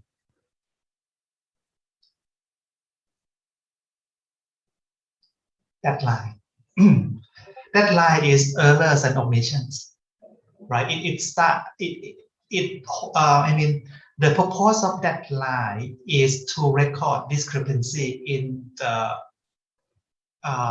data recording of different organizations that we can't match. So any mismatch will go there, right? So if it is pure errors, then we should expect the figures in that line to be quite random, right? Sometimes positive, sometimes negative, and it shall not be too big as well if most of the transactions go through the system. Now, quite interesting, if you look at how the figures developed closer and closer to the crisis, you can see that these figures start to be negative and negative and negative and negative and become bigger and bigger and bigger. It implies that in those years there are some capital outflow, some money that flow out of Thailand, but it cannot be traced. It cannot be traced, cannot be matched with other transactions. Okay. So in economics, right, we call this behavior as capital flight. Capital flight, and you can see that capital flight seem to start taking place 2 years before the actual crisis. Okay, that's another interesting observation, right? Okay. Any question you want to ask about the balance of payment? If you don't have, let me spend the last 20 minutes. Okay, I want to talk 20 more minutes, right? Let me spend the last 20 minutes, right, on the new topic. Okay. Okay, let me turn on. Let me open the lecture note first.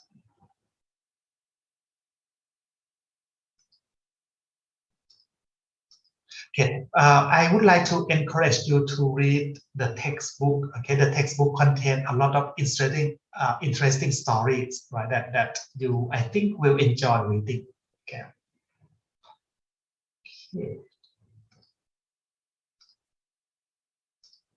This chapter 4 and 5. Okay, I put this 4 and 5 because I expect that I might not be able to finish, right, some lecture earlier.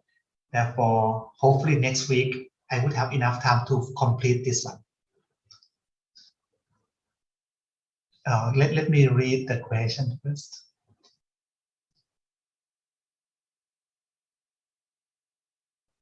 Okay, right.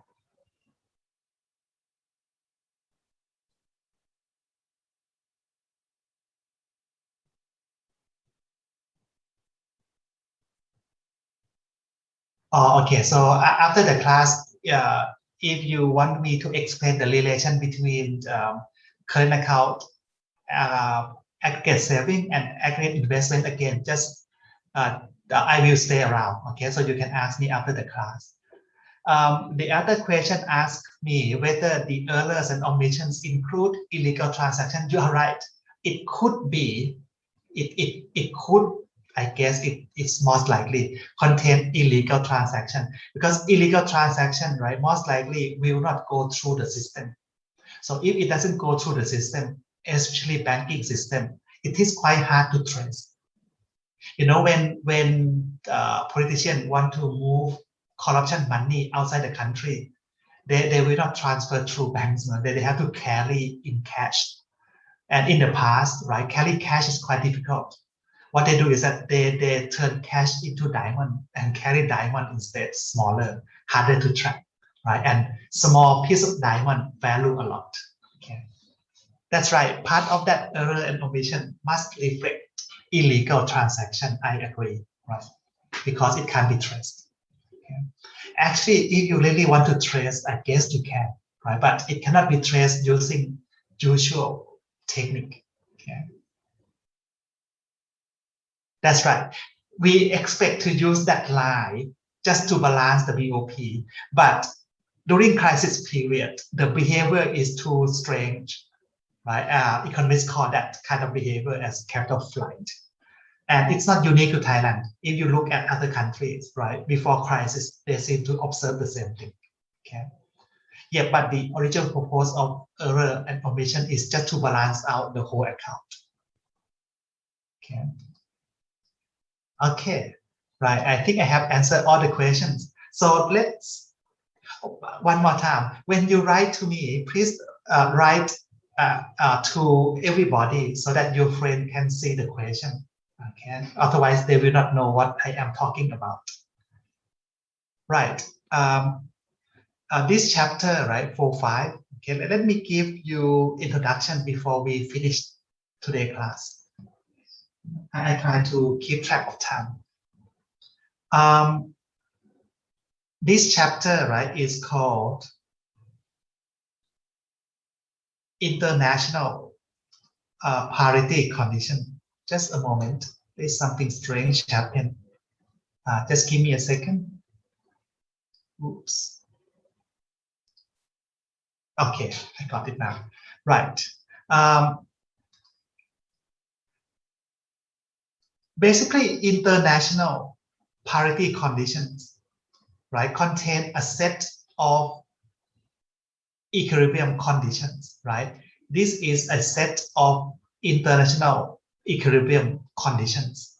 Okay, there are a number of conditions, right? That is within this parity condition, right? But to me, I will only want to focus on conditions that we will most likely use, right? Something that we hardly use, I will not cover. Okay, so from 5 conditions, I want to cover only 3 conditions in this class. PPP. Okay, I will drop this one. Okay, then IFE. Right? And the last one would be IRP. Okay. To summarize first, which I will stress again as we go through this lecture, we normally use PPP to predict exchange rate, right? We normally apply PPP to predict exchange rate, because when we make financial decisions, sometimes we need to predict future first, right, or forecast. So we mainly use this idea to predict exchange rate, right, in order to make financial decision today. IFE, we use IFE, right, to be able to compare interest rate that are denominated in different currencies.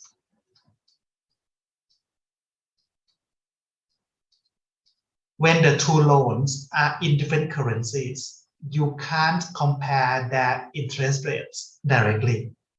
You have to turn them into a common currency first, then compare. Okay, to do that, we need a technique called IFE, right? IRP, interested parity condition. We use IRP to set up a fair price of forward exchange rate.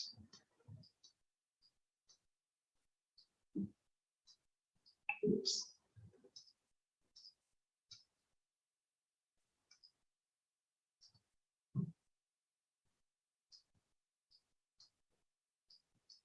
Okay, so that are the purpose of each condition, right? Today, right, I just want to give you the introduction first. And next week, we will talk about the three conditions, right?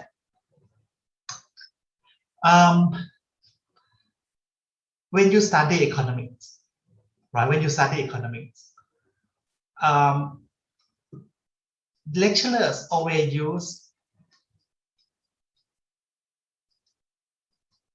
the following condition as the equilibrium condition.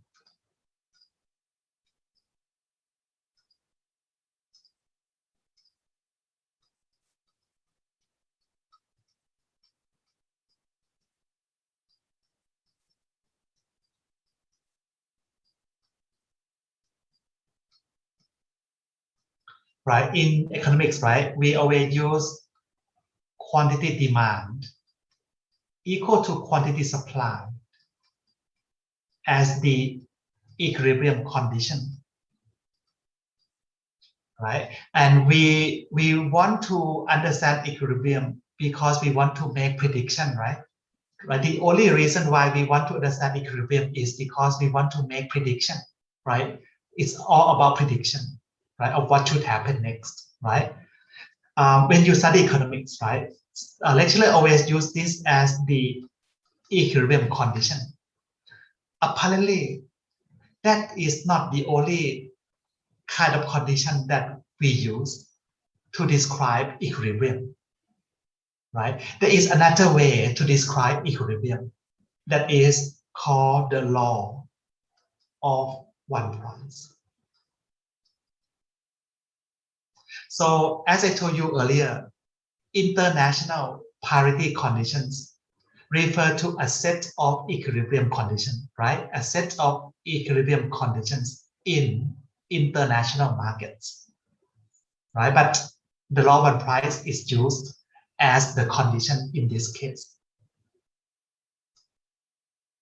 Okay, so let me just describe a little bit, right? You need to understand the logical fundamental a little bit first, right? Because you should apply things, right?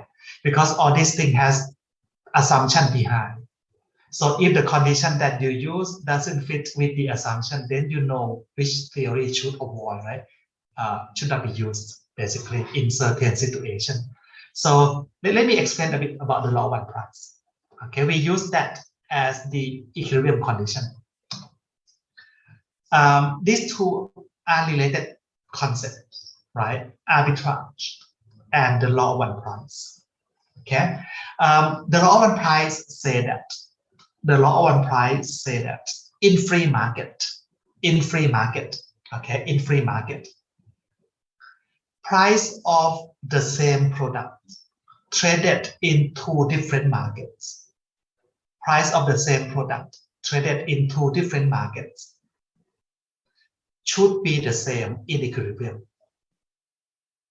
Because if the price of the same product traded in two markets are not the same in the two markets, then that will present participants with arbitrage opportunity. So whenever the law of one price doesn't hold, right, the market is not in equilibrium, and therefore that is arbitrage opportunity. And it is the action of arbitrager that will in the end bring back the law of one price, and price become the same, and therefore there will be no arbitrage opportunity left. So law of one price and no arbitrage are quite similar, right, in that sense.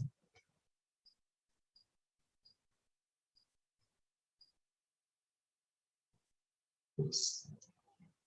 law of one price and no arbitrage, right? So these two are quite highly related concepts. Okay. So in equilibrium, right? Law of one price should apply. In equilibrium, there should be no arbitrage opportunity. Okay. So to understand all this, right, we also need to understand how to do arbitrage as well. Okay, I'll show you later, right? Now, if I want to apply the law of one price to financial assets, right? If I want to apply this to financial assets, right, it would say that assets that have the same expected return and risk, assets that have the same can I rephrase that? Okay, can I rephrase that? Assets that have the same risk, I should say that assets that have the same risk, right, should have the same expected return.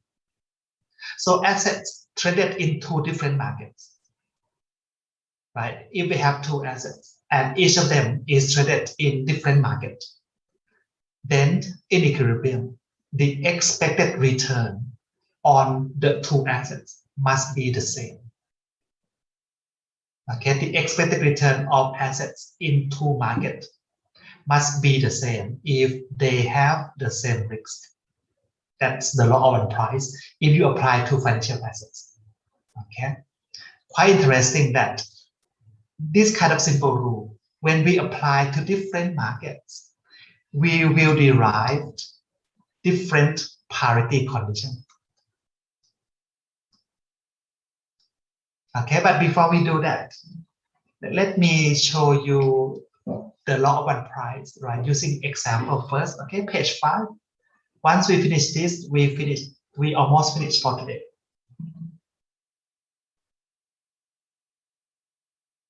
Oops, let me check something first. Okay, 10 minutes. Okay, here, right, I assume rice in Thailand, right, cost 5,000 baht per ton. So I will use symbol P, right? Try to get used to the symbol I used, right, throughout this lecture, okay? Capital P stands for price level. So if I subscribe that P with TH, so that means price level in Thailand. Of course, it must be in Thai baht term, okay? So if I want to make that more general, I would write PHC or PH, that price in home country, okay? Now, price of the same product in the US is 150 US dollar. So that would be price in foreign country. Okay, that's the kind of notation I use. Now, assume that the exchange rate today is 40 baht per dollar, right? So that is the exchange rate today, right? Capital S quoted as, right, to make it clear, sometimes I will superscribe with baht per dollar so that you can see how the rate is quoted. Now in symbol term, right, I would write it as S over superscribed number of home currency per 1 unit of foreign currency, right? And if time is the issue, I might also subscribe 0 there. Okay, so that's in terms of symbol. Let's ignore the transportation and the transaction cost first. Okay, let's ignore this transaction cost first. Okay, I asked, I would like you to conclude whether the global rice market is in equilibrium or not. From the given information here, right, I would like you to analyze whether the global rice market is in equilibrium. Now, to say whether it is in equilibrium, we just check whether the law of one price hold or not. Okay. Now, I cannot compare these two prices directly because they are in different currency, right? To be able to compare, we have to convert them into a common currency first. So I think I want to keep Thai baht price here, keep it. Okay, what I need to do is just to convert dollar price into Thai baht, right? Convert dollar price into Thai baht. So I take the price of US product, which is in dollar term, multiply by the exchange rate, which is in baht per dollar. What I get would be the price of US product, but now converted into Thai baht. That is 6,000.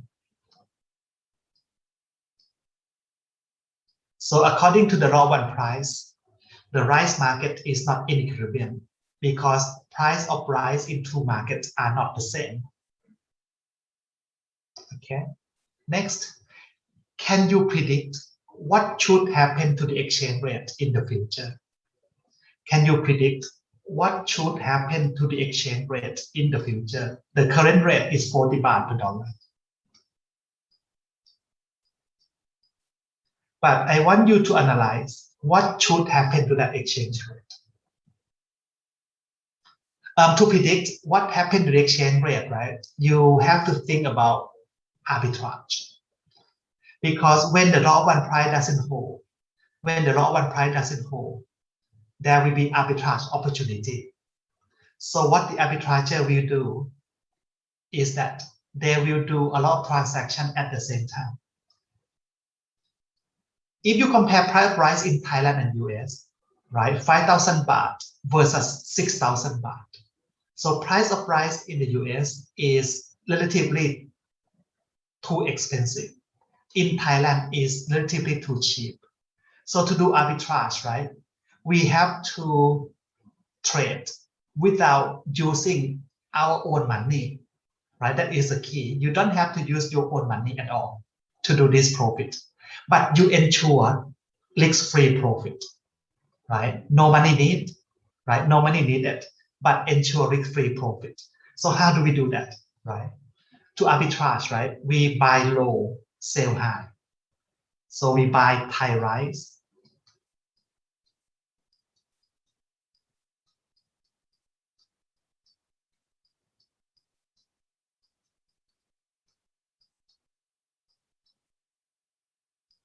$5,000.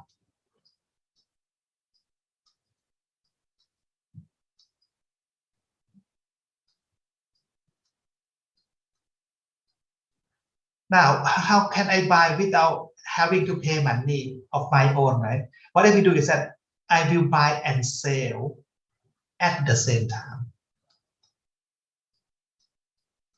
So these two transactions must be done at the same time. So I sell to the US at 150. So once I do the two transactions at the same time, I lock in the two prices, right? I want to lock in the two prices, so I have to do the two transactions at the same time. And once I sell rice to the US, I have to do the third transaction at the same time as well. That is to sell dollar for Thai baht at 40 baht per dollar. So these three transactions must be done at the same time. Basically, you have to hold three telephones, call your counterparties, and then you just ask these two parties to settle the transaction for you, right? 5 minutes before you make payment to the last one, right? If you can do that, you don't really need your money at all, right? You just use the money that you get from the US company, right? And then change that with a Thai bank to get Thai baht and use Thai baht to pay the Thai exporter. By doing that, we don't need our own money, but we ensure that we will make 1,000 baht profit. for each ton of price that we enter the arbitrage, right? Of course, we will not do arbitrage on one ton of price, right? We do as many tons of price as we can. And since prices are public information, so we are not the only one who see this opportunity. So a lot of people will see this opportunity and they all do the transaction in the same direction. So a lot of people want to buy Thai rice, causing price in Thailand to go up, right? And then sell it to the US, right? So excess supply in the US start to build up, causing price in the US to drop. And these people must sell dollar for Thai baht. So more and more people go to the bank to sell dollar. So that will cause exchange rate to drop as well. So in the end, these changes will cause the two prices to go along with the law of one price. But with this kind of analysis, I can predict exchange rate now. I can predict that exchange rate should go down in the future. So with that prediction, I can do a lot of things, right? And that's what we want to use the law of one price for, right? We want to use that law of one price to set up equilibrium condition. And if the market today is not in equilibrium, then we will use the relation to predict, especially the exchange rate. Okay, that's how, right? That's why we need this kind of concept to predict exchange rate. Now, in reality, right, to do the trade transaction, right, to do these arbitrage transactions, of course, there will be transaction cost, there will be transportation cost, right? Therefore, the price that will not create, right, arbitrage opportunity, right, might be a range rather than a point. Okay, so in this case, right, if I consider that transportation cost, it would mean that as long as the difference in price is still less than 100, there would be no arbitrage opportunity because the profit is not enough to cover that cost, right? So that difference must exceed the transaction cost first before arbitrage can take place. Okay, so if you want to make it more real-life, right, you just have to think about the transaction cost this way. Okay, right. Okay, we will apply that simple concept, right, to various market, right, to set up relation, right, among international prices. Okay, so we will end up with at least 3 important equations later on, right?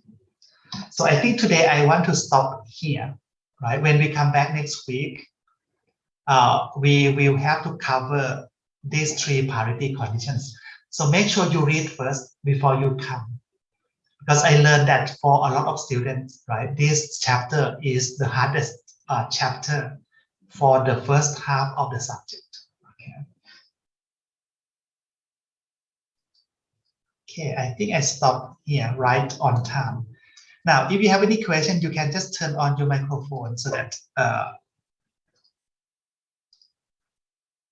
can answer. Okay, let me go back to the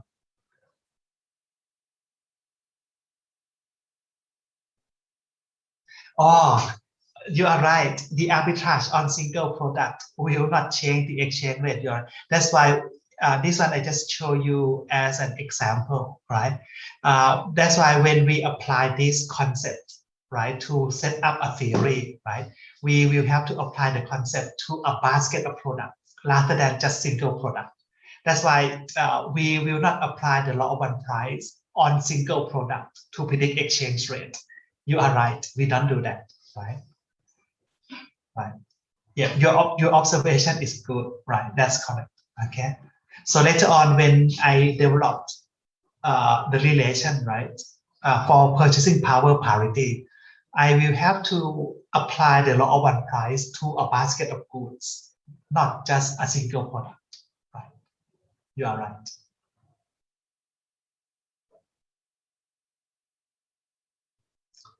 Okay. Actually, I want your friend to see, right? Many questions are interesting, right? I think your friend should see the question. So just like Kun Attawut just done, right? Just click this message to everybody, right? So they can see the comment, which is good. Okay. Just now, somebody asked me about the relation between current account, saving, and investment. Do you still want me to explain that? Okay.